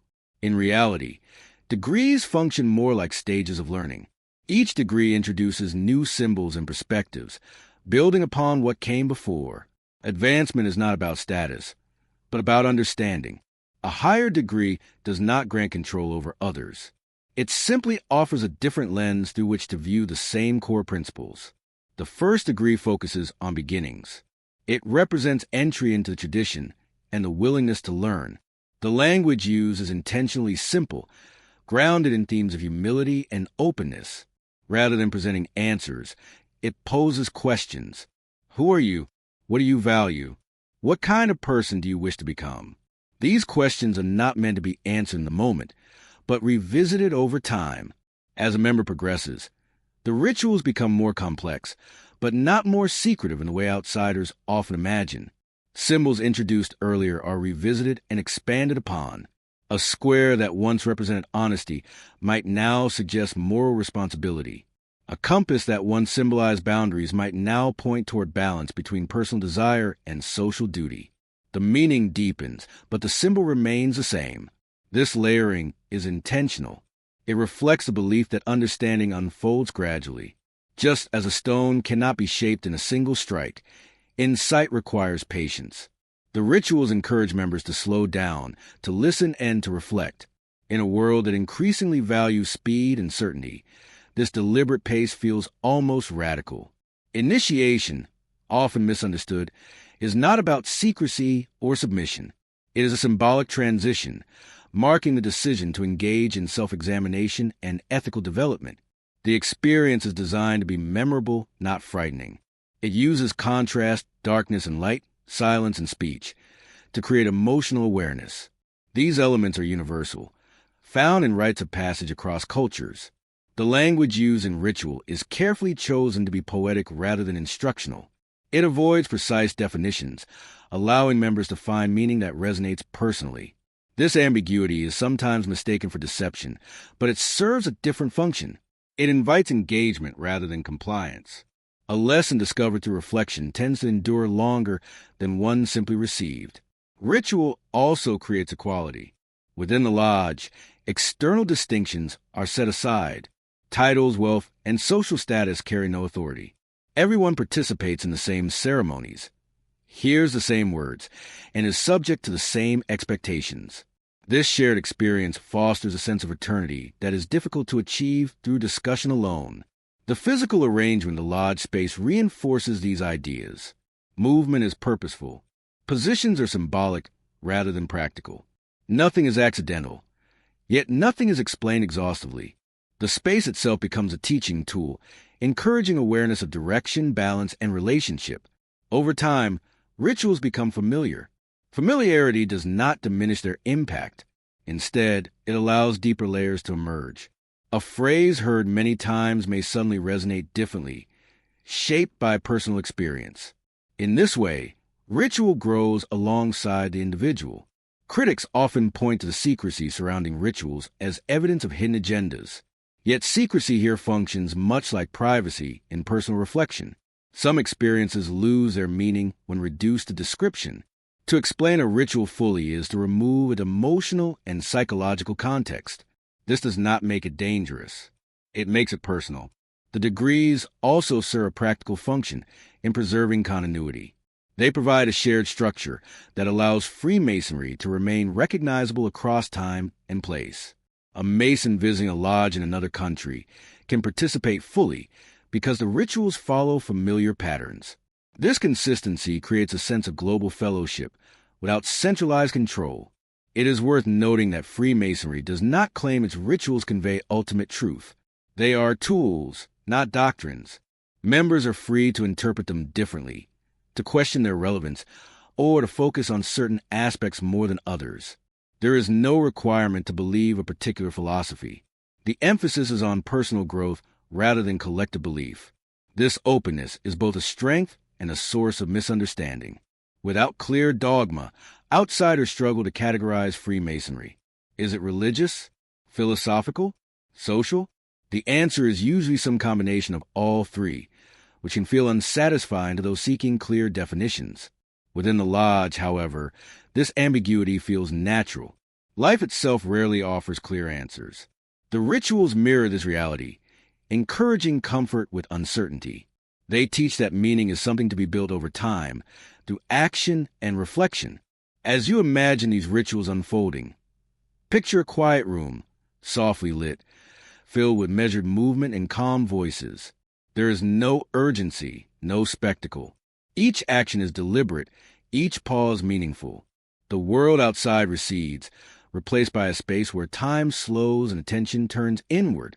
In this environment, degrees are not steps toward power, but invitations to awareness. They do not promise enlightenment or secret knowledge about the world. They offer something more subtle, the chance to examine oneself honestly, guided by symbols that have endured because they speak to something deeply human. In the end, the rituals and degrees of Freemasonry are less about what is hidden and more about what is revealed slowly. They reflect the belief that understanding cannot be rushed, that wisdom is not given but earned, and that the most meaningful journeys often take place quietly within the mind and conscience of the individual. Few symbols in human history have been as widely recognized, debated, and misunderstood as those associated with Freemasonry. Over time, simple images meant to convey reflection and moral awareness have been lifted from their original context and transformed into objects of suspicion. What once served as quiet reminders of personal responsibility gradually became, in the public imagination, signs of hidden power. This transformation says far more about human fear and fascination than it does about the symbols themselves. The all-seeing eye is perhaps the most striking example. To many, it immediately evokes thoughts of surveillance, control, and unseen authority. It appears in conspiracy theories, novels, and films as a sign that someone, somewhere, is always watching. Yet long before it became associated with Freemasonry in popular culture, the eye was a common symbol across civilizations. It represented awareness, divine order, and the idea that actions have consequences even when no one else is watching. In religious art, it often symbolized the presence of a higher moral witness rather than human oversight. Within Freemasonry, the eye was never meant to suggest control over others. Its purpose was inward, not outward. It served as a reminder that integrity matters even in solitude, that character is revealed not by public performance but by private behavior. In a world where laws and authorities could not reach every corner of daily life, this internal sense of accountability was essential. The eye did not watch the world. It asked the individual to watch themselves. The same pattern of misunderstanding surrounds a square and compass. To an outsider, these tools appear strangely persistent, appearing on buildings, rings, and documents. Their repetition fuels the idea that they must represent something vast and secret. But in reality, their meanings are almost deliberately modest. The square teaches fairness and honesty. The compass encourages moderation and balance. These are not instructions for domination, but for restraint. The misunderstanding arises when symbols are separated from practice. A symbol without context invites projection. People see what they fear or desire rather than what was intended. As Freemasonry became more distant from everyday stonework, fewer people understood the practical origins of these tools. What had once been familiar objects of labor became abstract images, easier to mythologize. Another commonly misinterpreted symbol is the apron. To some, it looks ceremonial, even theatrical, but its origin is simple. It was workwear, protecting clothing and skin from stone and tools. Over time, it became a symbol of labor, humility, and service. Wearing an apron in the lodge was a reminder that no matter one's status outside, within the lodge all were workers, engaged in the ongoing task of self-improvement. The pillars often referenced in Masonic symbolism are also subject to exaggeration. Popular stories suggest they represent gateways to hidden knowledge or ancient power. In truth, they symbolize stability and balance. They reflect the architectural reality that no structure can stand without support. As metaphors, they encourage individuals and societies to consider what holds them upright: wisdom, strength, discipline, and understanding. Numbers, too, have been pulled into the realm of speculation. Repetition of certain numerical patterns has been interpreted as coded messages. Yet numbers have always held symbolic value in religious and philosophical traditions. They offered structure in a world that often felt chaotic. Within Freemasonry, numbers help organize ritual and reinforce memory, not encode secret instructions. The persistence of these misunderstandings is partly due to how symbols function psychologically. Symbols are powerful precisely because they do not explain themselves. They operate on intuition and emotion rather than logic. This makes them effective teaching tools, but also makes them vulnerable to distortion. When fear enters the equation, interpretation shifts quickly toward threat. Modern media has amplified this process. Films and books often portray Masonic symbols as clues in grand conspiracies. These portrayals are compelling because they offer clear narratives, heroes, villains, hidden plans. Reality, by contrast, is slow and subtle. It does not fit neatly into dramatic arcs. Fiction fills the gap, shaping perception more strongly than historical evidence ever could. There is also a deeper reason these symbols attract suspicion. They suggest continuity across time. In a rapidly changing world, the idea that certain images and ideas have endured for centuries can feel unsettling. Continuity challenges the sense that the present moment is unique or fully understood. Symbols remind us that human concerns, morality, purpose, belonging, remain remarkably consistent. Within Freemasonry, symbols were never meant to be static. Their meanings were expected to evolve with the individual. A symbol encountered early in life might feel simple. Revisited years later, shaped by experience, it might reveal deeper insight. This personal evolution cannot be captured in public explanation, which is one reason symbols resist definitive interpretation. The gap between intended meaning and public perception widened as Freemasonry became less visible in everyday life. When lodges were common and open, symbols were familiar. As membership declined and public understanding faded, imagination filled the void. Symbols became exotic, then suspicious, then threatening. Yet even at the height of misunderstanding, the symbols themselves remained unchanged. They did not acquire new power. They did not issue commands. They simply continued to exist, silent and patient, waiting for interpretation. Their endurance is not evidence of control, but of relevance. They continue to speak because they address fundamental human questions. In moments of quiet reflection, stripped of dramatic associations, these symbols reveal their simplicity. They ask whether actions are fair, whether choices are balanced, whether awareness extends beyond appearance. They do not promise secret knowledge or hidden authority. They offer reminders, gentle, persistent, and easily ignored. As you allow these ideas to settle, imagine these symbols not as warnings or signals, but as echoes from a slower world. A world where meaning was carried through shape and gesture rather than constant explanation. In that context, their quiet presence makes sense. They were never meant to shout.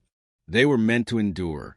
The true misunderstanding of Freemasonic symbols lies not in what they hide, but in what people expect them to reveal. They do not unlock control over the world. They invite control over the self. And in a culture often obsessed with power over others, that inward focus can feel strangely unsettling. In the end, these symbols remain what they have always been, tools for reflection. Their power lies not in secrecy, but in patience. They do not demand belief. They simply wait, offering meaning to those willing to approach them calmly, without fear and without the need for hidden answers. As the 19th century unfolded, the world entered a period of rapid transformation.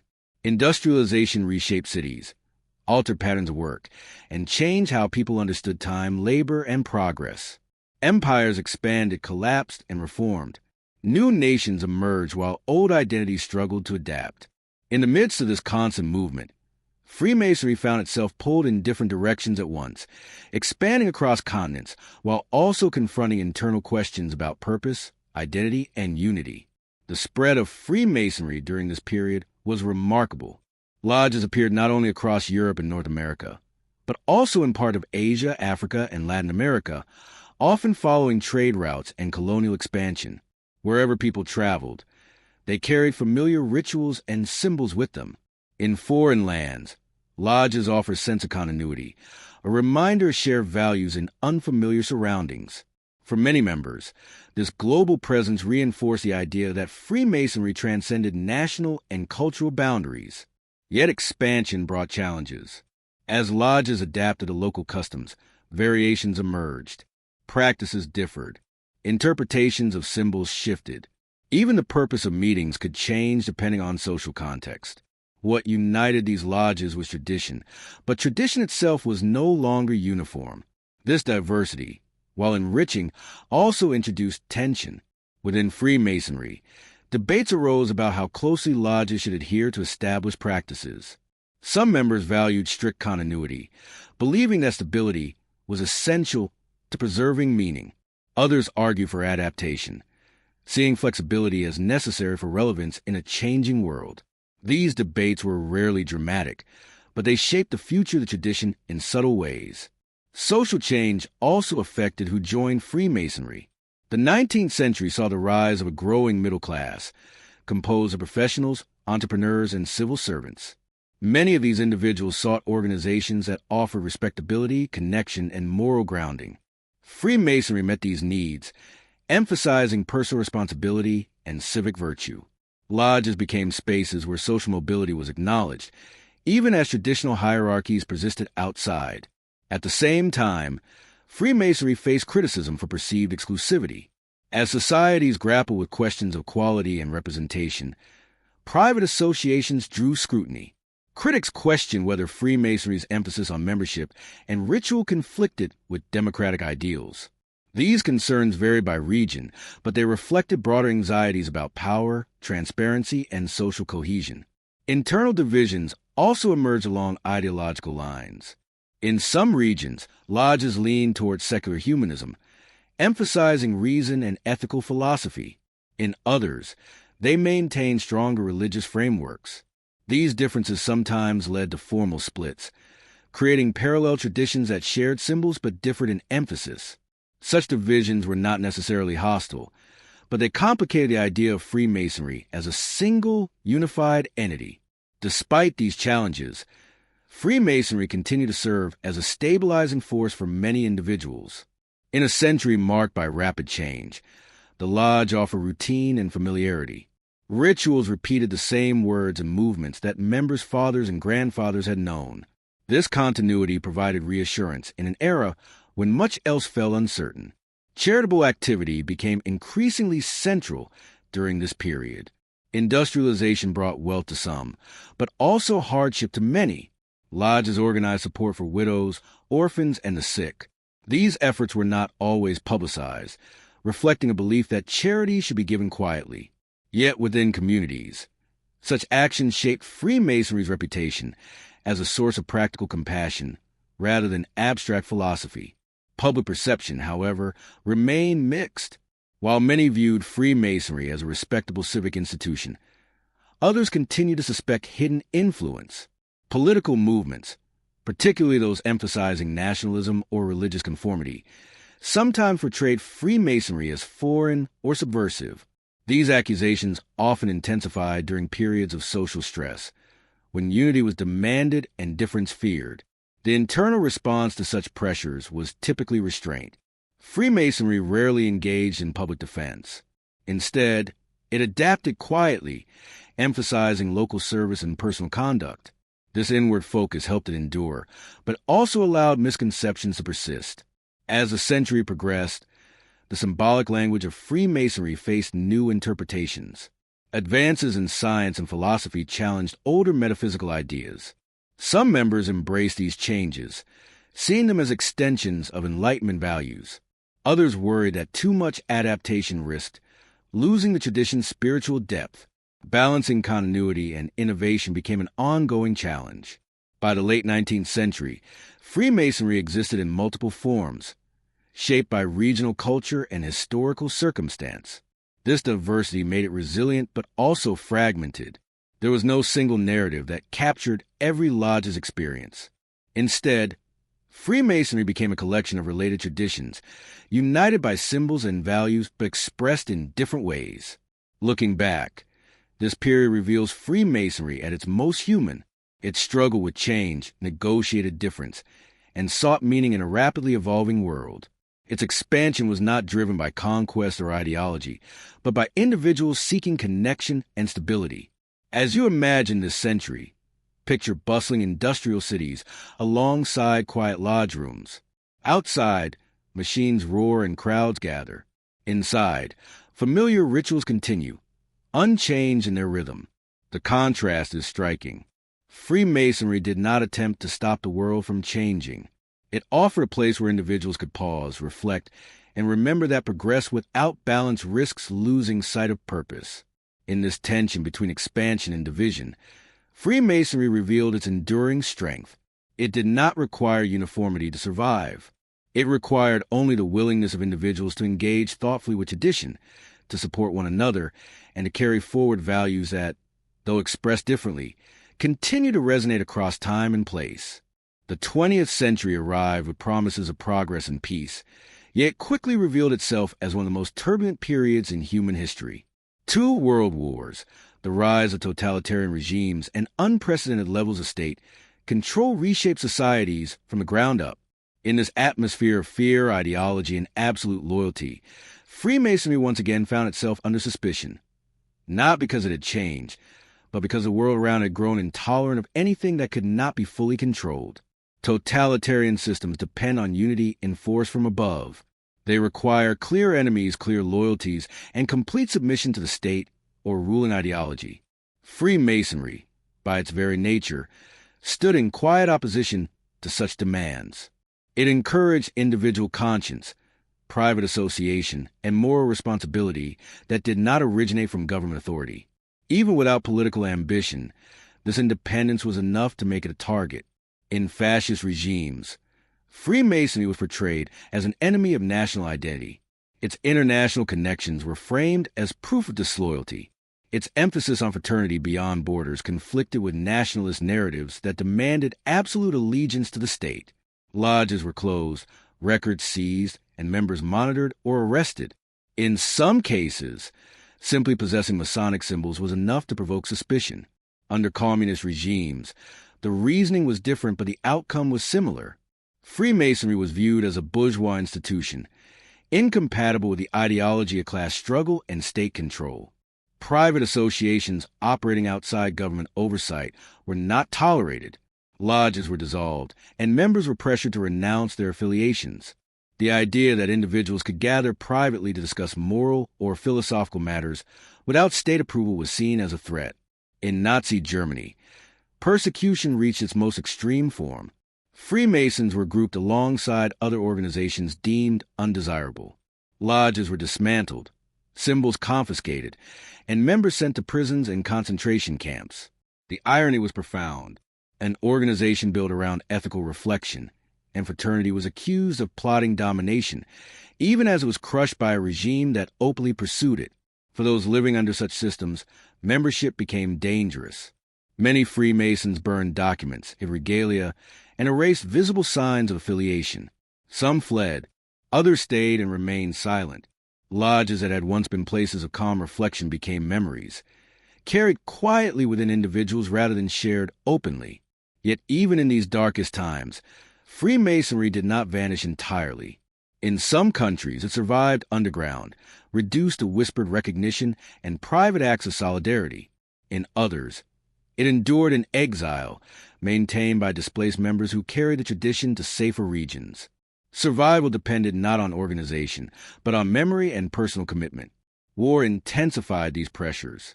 During global conflict, suspicion toward private associations increased everywhere, even in democratic societies. Emergency powers expanded state authority. Travel was restricted. Communication was monitored. In such conditions, lodges often suspended activities voluntarily, prioritizing safety over tradition. The emotional toll on members was significant. Freemasonry had long offered stability and continuity, yet now even that refuge was threatened. Individuals accustomed to measured discussion and symbolic ritual found themselves navigating fear, loss, and moral compromise. Some questioned whether silence was a form of betrayal. Others saw it as necessary endurance. After the wars, the world faced the challenge of rebuilding both physically and psychologically. In countries that regained freedom, Freemasonry slowly reemerged. Lodges reopened cautiously. Records were reconstructed. Rituals resumed, often infused with a deeper sense of fragility and gratitude.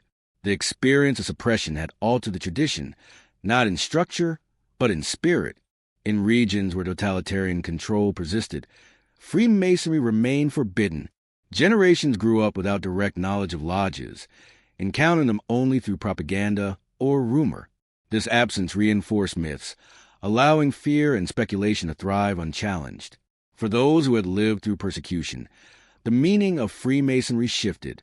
It was no longer just a tradition of reflection and fellowship. It became a symbol of quiet resistance.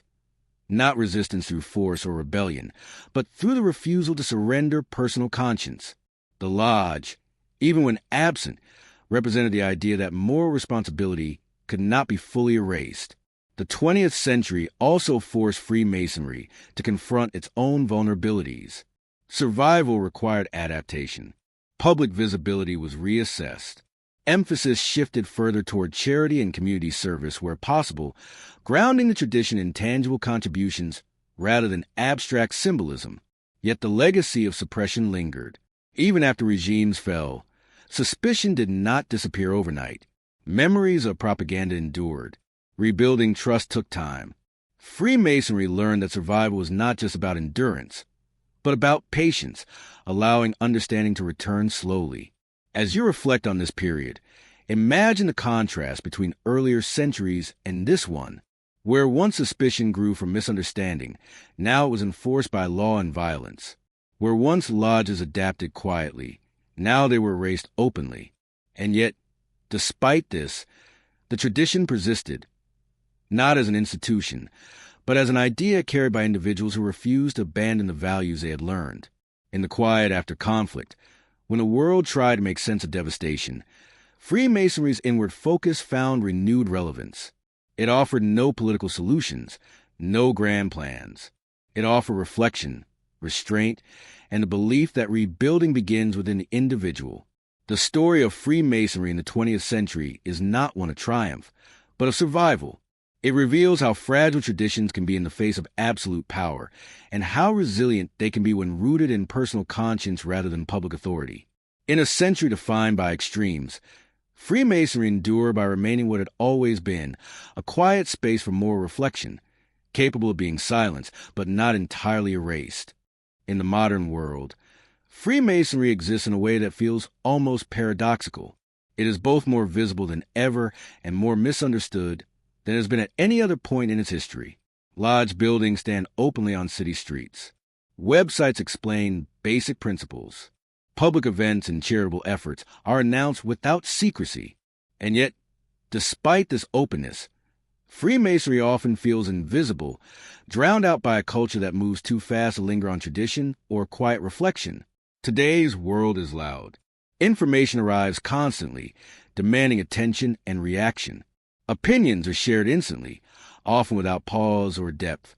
In such an environment, Freemasonry can appear out of place. Its rituals are slow. Its language is symbolic rather than direct. Its emphasis is inward rather than performative.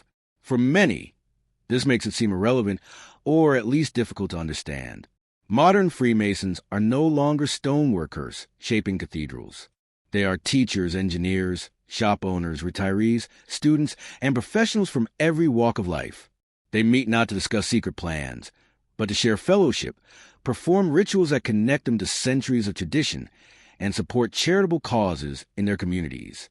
The dramatic conspiracies imagined by popular culture rarely resemble the reality of meetings focused on administration, reflection, and service.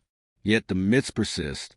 In an age where conspiracy theories flourish online, Freemasonry remains an easy target.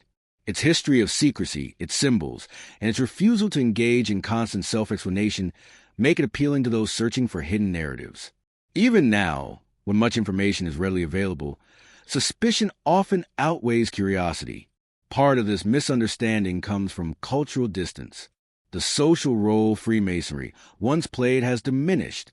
In earlier centuries, lodges were among the few spaces where people gathered regularly for structured discussion and mutual aid. Today, countless alternatives exist. Social clubs, online communities, professional networks, and entertainment platforms fill much of that role. Freemasonry no longer occupies a central place in public life, which makes it easier to imagine and understand. Membership has declined in many regions, particularly in Western countries.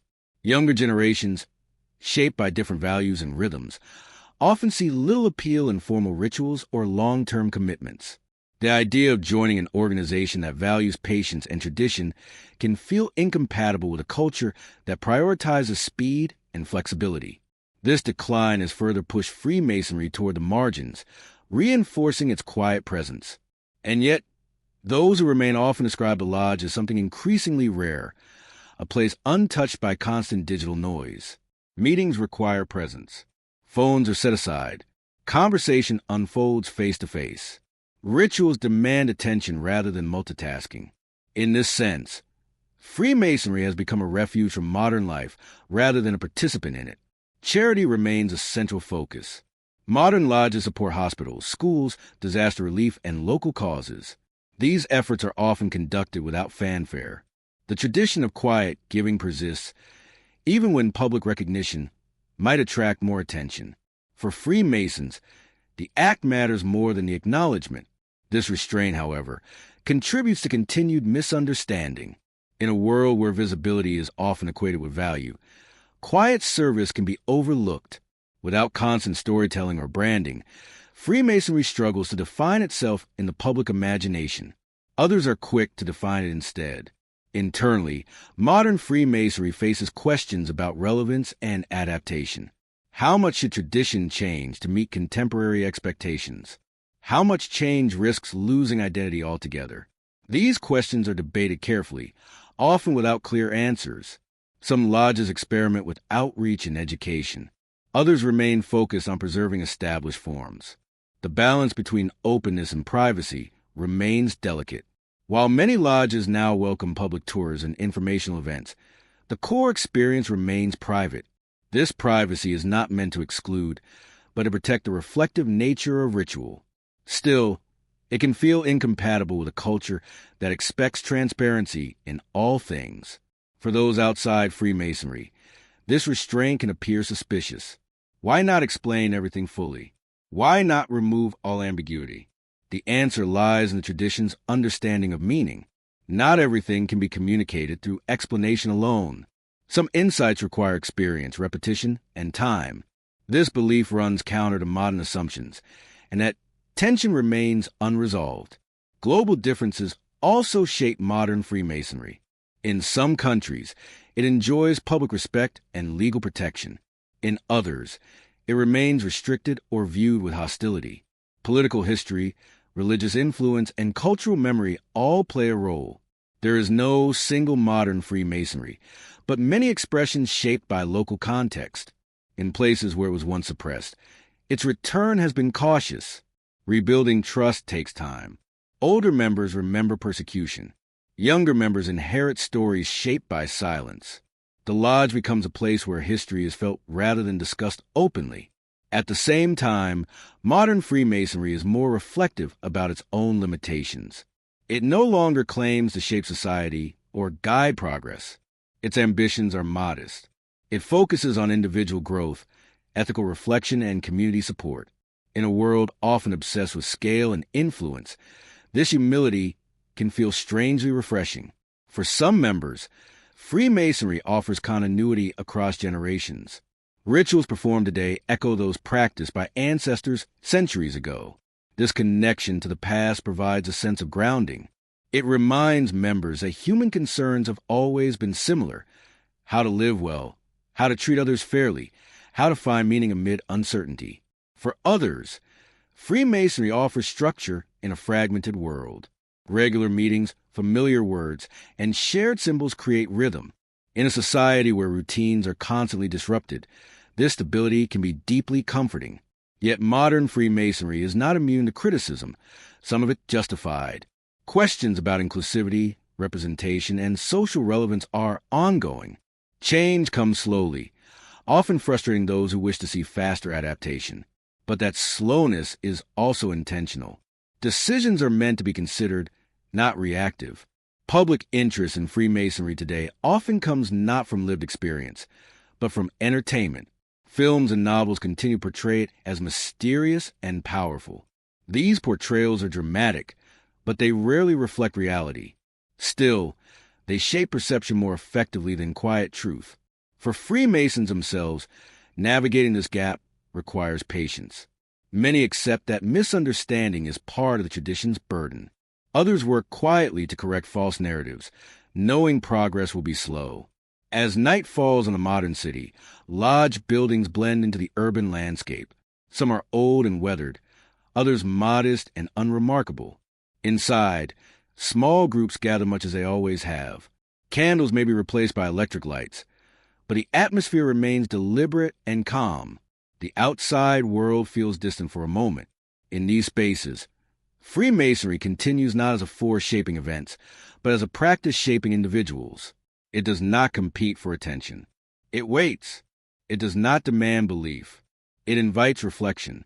In a time defined by urgency and exposure, Freemasonry's quiet presence feels almost countercultural. It survives not by adapting to every trend, but by offering an alternative, a slower pace, a deeper focus, a reminder that meaning does not always need to be loud. This is Freemasonry today. Not hidden, yet rarely seen. Not powerful, yet enduring. A tradition that persists not because it controls the world, but because some people still find value in stepping away from it, if only for a few hours, to sit in silence, speak thoughtfully, and remember that the most lasting work is often done quietly, within the self. There is something deeply human about the way secrecy captures imagination. Long before Freemasonry ever existed, people told stories about hidden caves, forbidden rooms, and knowledge passed only to the worthy. Myths across cultures speak of mystery schools, veiled truths, and initiations that promise insight beyond ordinary perception. These stories persist because they speak to a quiet instinct within us, the feeling that the world we see is not the whole story, and that meaning might be waiting just out of reach.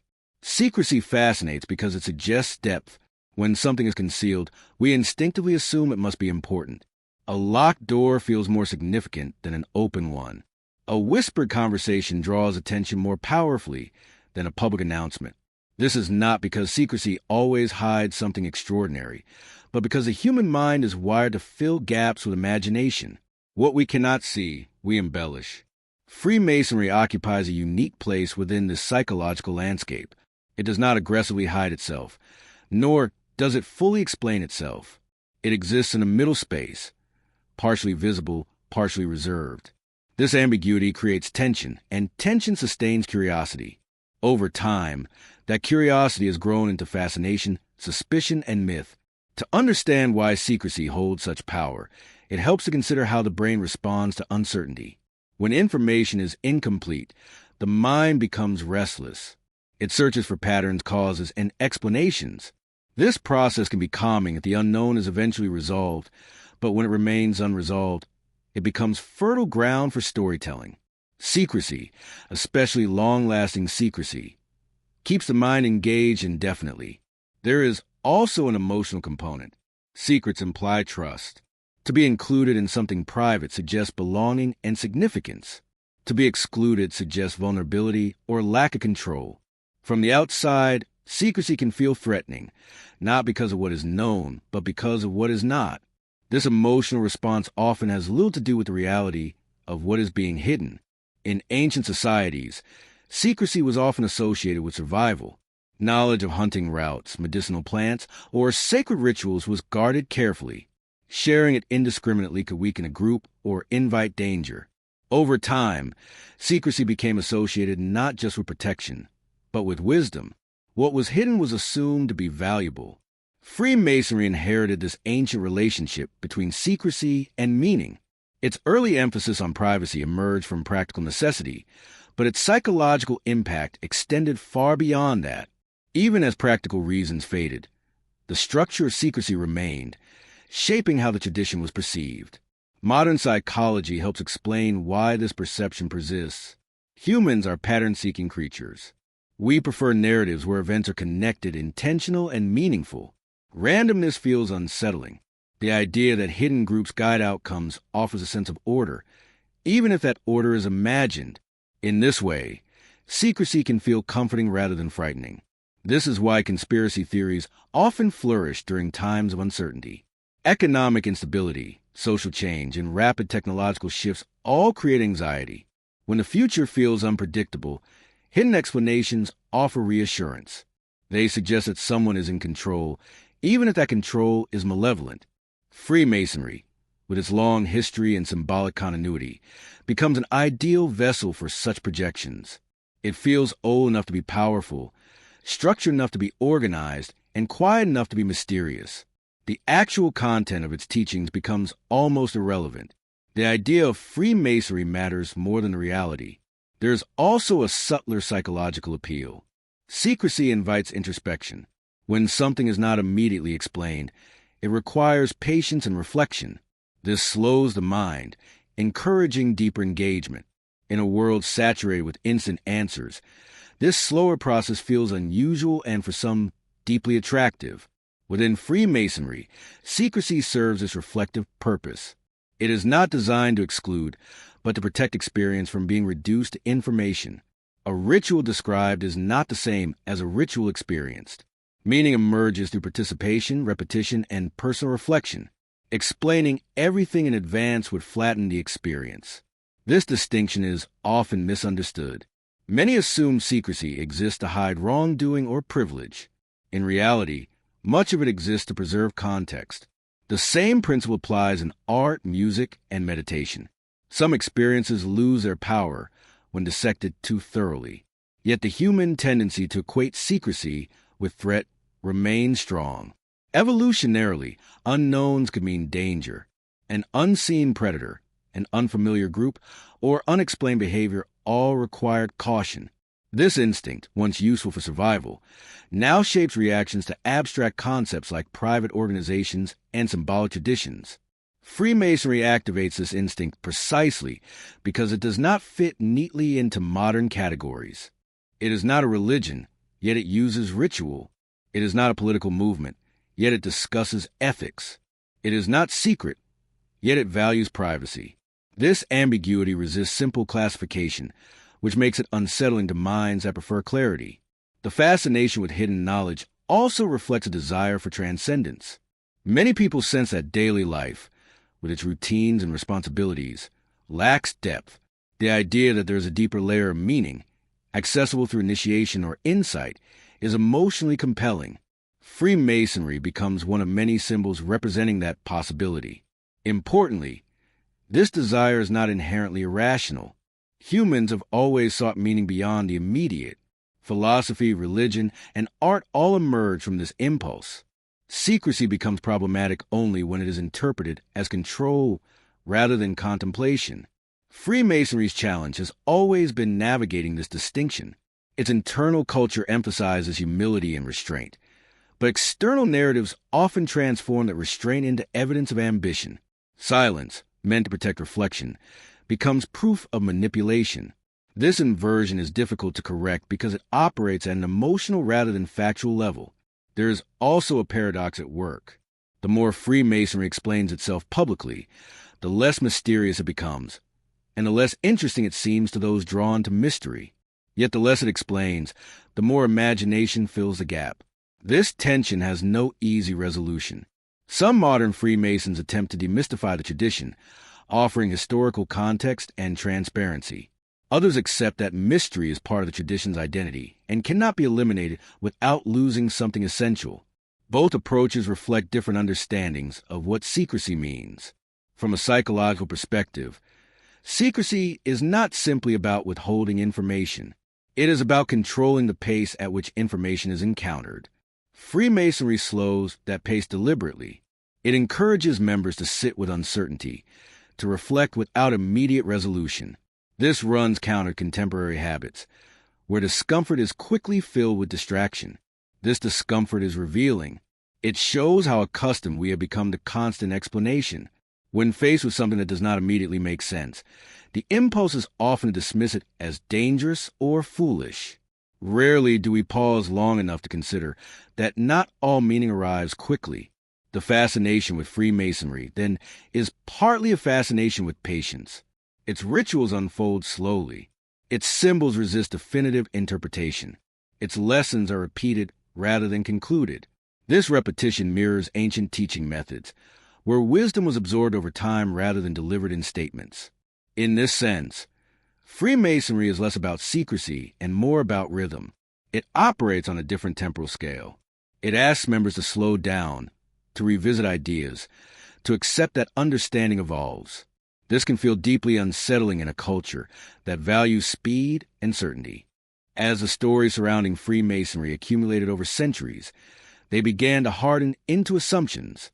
Repeated often enough, assumptions start to feel like facts, especially when they align with fear or suspicion.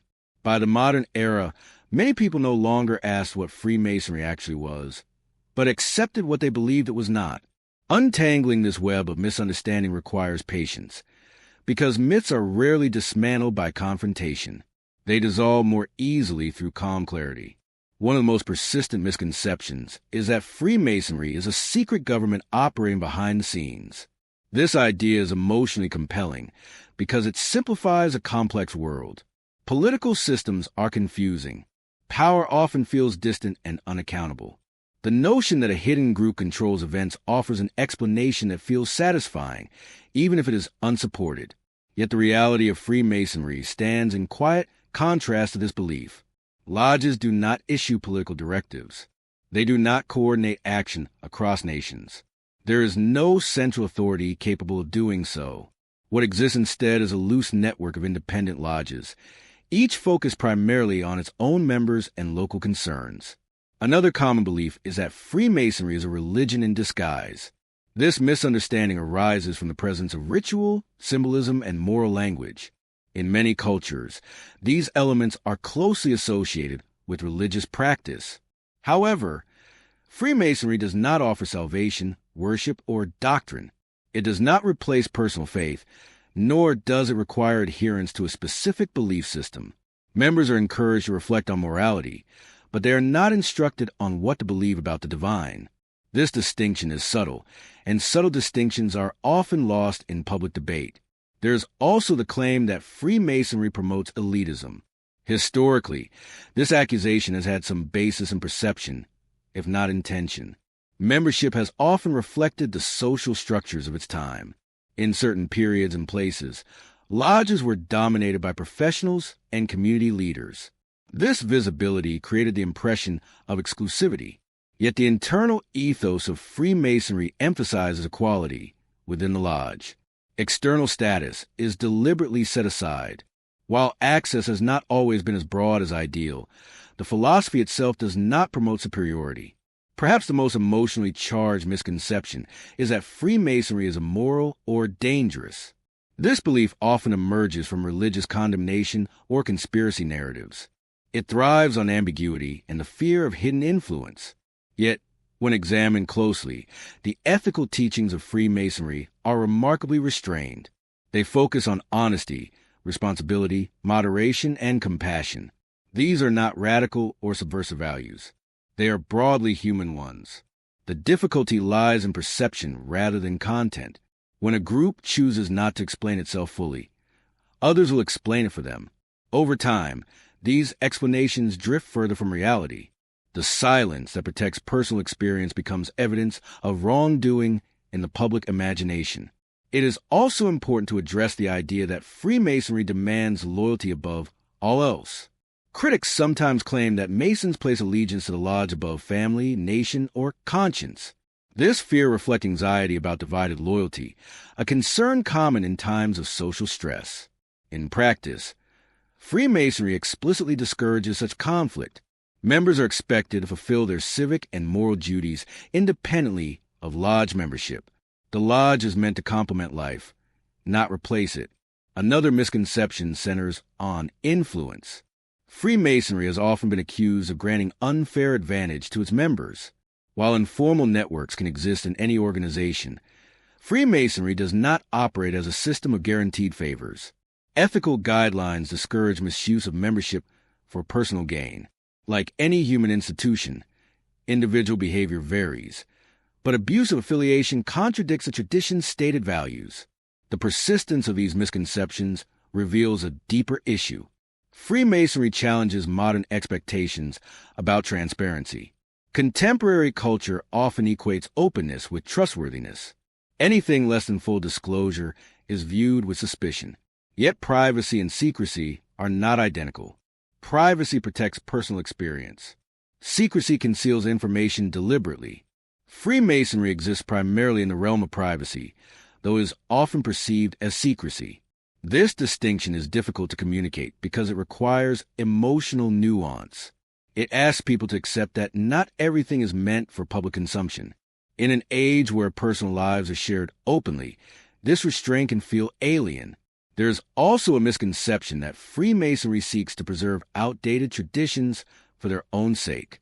From the outside, rituals can appear obsolete, disconnected from modern concerns. Yet for members, tradition provides continuity. It offers a stable framework in which reflection can occur. This does not mean tradition is immune to change, but that change is approached carefully rather than reactively. Another false assumption is that Freemasonry claims ancient, uninterrupted origins stretching back to lost civilizations. While some early members speculated about symbolic connections to antiquity, modern historical scholarship recognizes Freemasonry as a product of medieval and early modern Europe.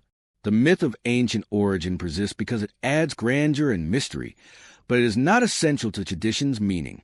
Separating fear from fact also requires acknowledging why these fears arose. Freemasonry did not exist in a vacuum. It developed during periods of religious conflict, political upheaval, and social change. In such contexts, any private association could become a target. Understanding this history does not excuse misinformation, but it explains its emotional power. There is also an element of disappointment underlying some misconceptions. People often hope that Freemasonry holds secret answers to life's deepest questions. Across every age and culture, humans have returned again and again to the idea that knowledge can be hidden, protected, or earned rather than freely given. Long before Freemasonry took shape, stories spoke of mysteries reserved for the initiated. Priests guarding sacred rites, philosophers teaching only those deemed ready, elders passing wisdom through quiet instruction rather than public decree. These traditions did not always emerge from a desire to exclude, but from a belief that understanding deepens when it unfolds slowly, shaped by experience rather than consumption. Hidden knowledge has always carried particular allure because it promises meaning beyond the ordinary. Daily life often feels repetitive, constrained by routine and obligation. The idea that something deeper exists beneath the surface, that there's an order, a pattern, or a wisdom waiting to be discovered, offers comfort. It suggests that confusion is temporary, that chaos has structure, and that human existence is part of something larger and more deliberate. Freemasonry inherited this ancient human instinct almost by accident. Its early secrecy was practical, born from the realities of medieval life. Yet over centuries, that privacy became symbolic. What was once protected to preserve skill became protected to preserve reflection. The lodge transformed into a space where meaning was not announced, but approached carefully, step by step. The enduring allure of Freemasonry lies not in what it claims to reveal, but in how it invites engagement. It does not promise answers to life's ultimate questions. It offers symbols instead, shapes, tools, gestures that ask the individual to think rather than obey. In a world that often demands certainty, this open-endedness can feel unsettling. Yet it is precisely what gives a tradition its longevity. Hidden knowledge fascinates because it requires effort. Something freely available is often taken for granted. Something guarded invites respect. This does not mean secrecy is inherently virtuous, but it does shape perception. When meaning must be sought, it feels earned. The human mind values what it works to understand. Throughout history, societies have oscillated between openness and restraint. Periods of rapid change often lead to calls for transparency, while periods of instability lead to guardedness. Freemasonry has endured across these shifts by existing in a space that resists extremes. It neither shouts its purpose nor completely withdraws from view. This balance allows it to adapt without losing its identity. The idea of hidden knowledge also serves a psychological function. It creates a sense of progression. Life can feel directionless without markers of growth. Traditions that use initiation, stages, or degrees offer a narrative of development.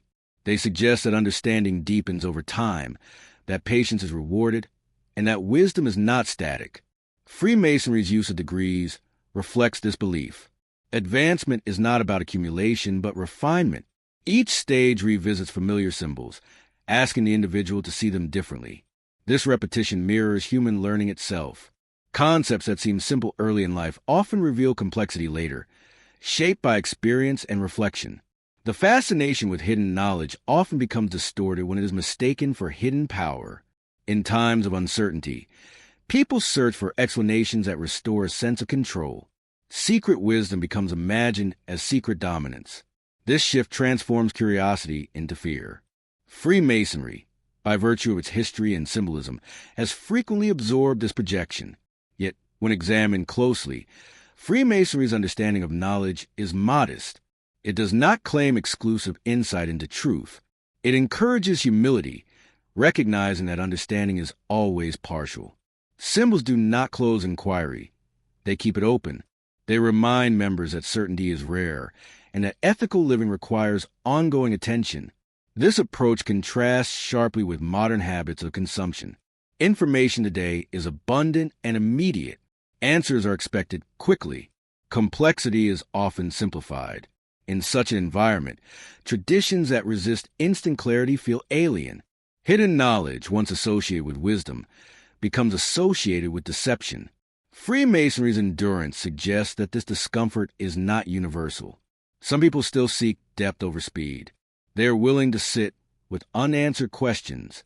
For them, the Lodge offers a rhythm that modern life rarely provides, a slower tempo, a reflective space, a reminder that meaning does not always announce itself. The allure of hidden knowledge also reflects a desire for transformation. Humans long to feel change by experience. Rituals, symbols, and structured progression offer that possibility. They frame growth as a journey rather than a transaction. This journey is not guaranteed to produce clarity, but often produces awareness. Freemasonry does not position itself as a destination of that journey. It is one path among many. Its symbols are drawn from labor because labor teaches patience. Stone does not yield to haste. Understanding, like craftsmanship, requires time, repetition, and care. Across centuries, this philosophy has remained remarkably consistent, even as external perceptions have shifted dramatically. What was once seen as a practical fellowship became mythologized as a secret order. What was once tolerated became persecuted. What was once feared became misunderstood. Yet the internal focus on gradual refinement persisted. The enduring allure of hidden knowledge is also tied to identity. To belong to a tradition with depth offers a sense of continuity. It connects individuals to those who came before and those who will come after. In a fragmented world, this continuity can feel grounding. Freemasonry symbols function as anchors. They are not instructions, but reminders. They point back to fundamental questions. How should one act? How should one balance self-interest and responsibility? How should one live with integrity when no one is watching? These questions are not solved once. They are revisited repeatedly. The quiet nature of this process often goes unnoticed.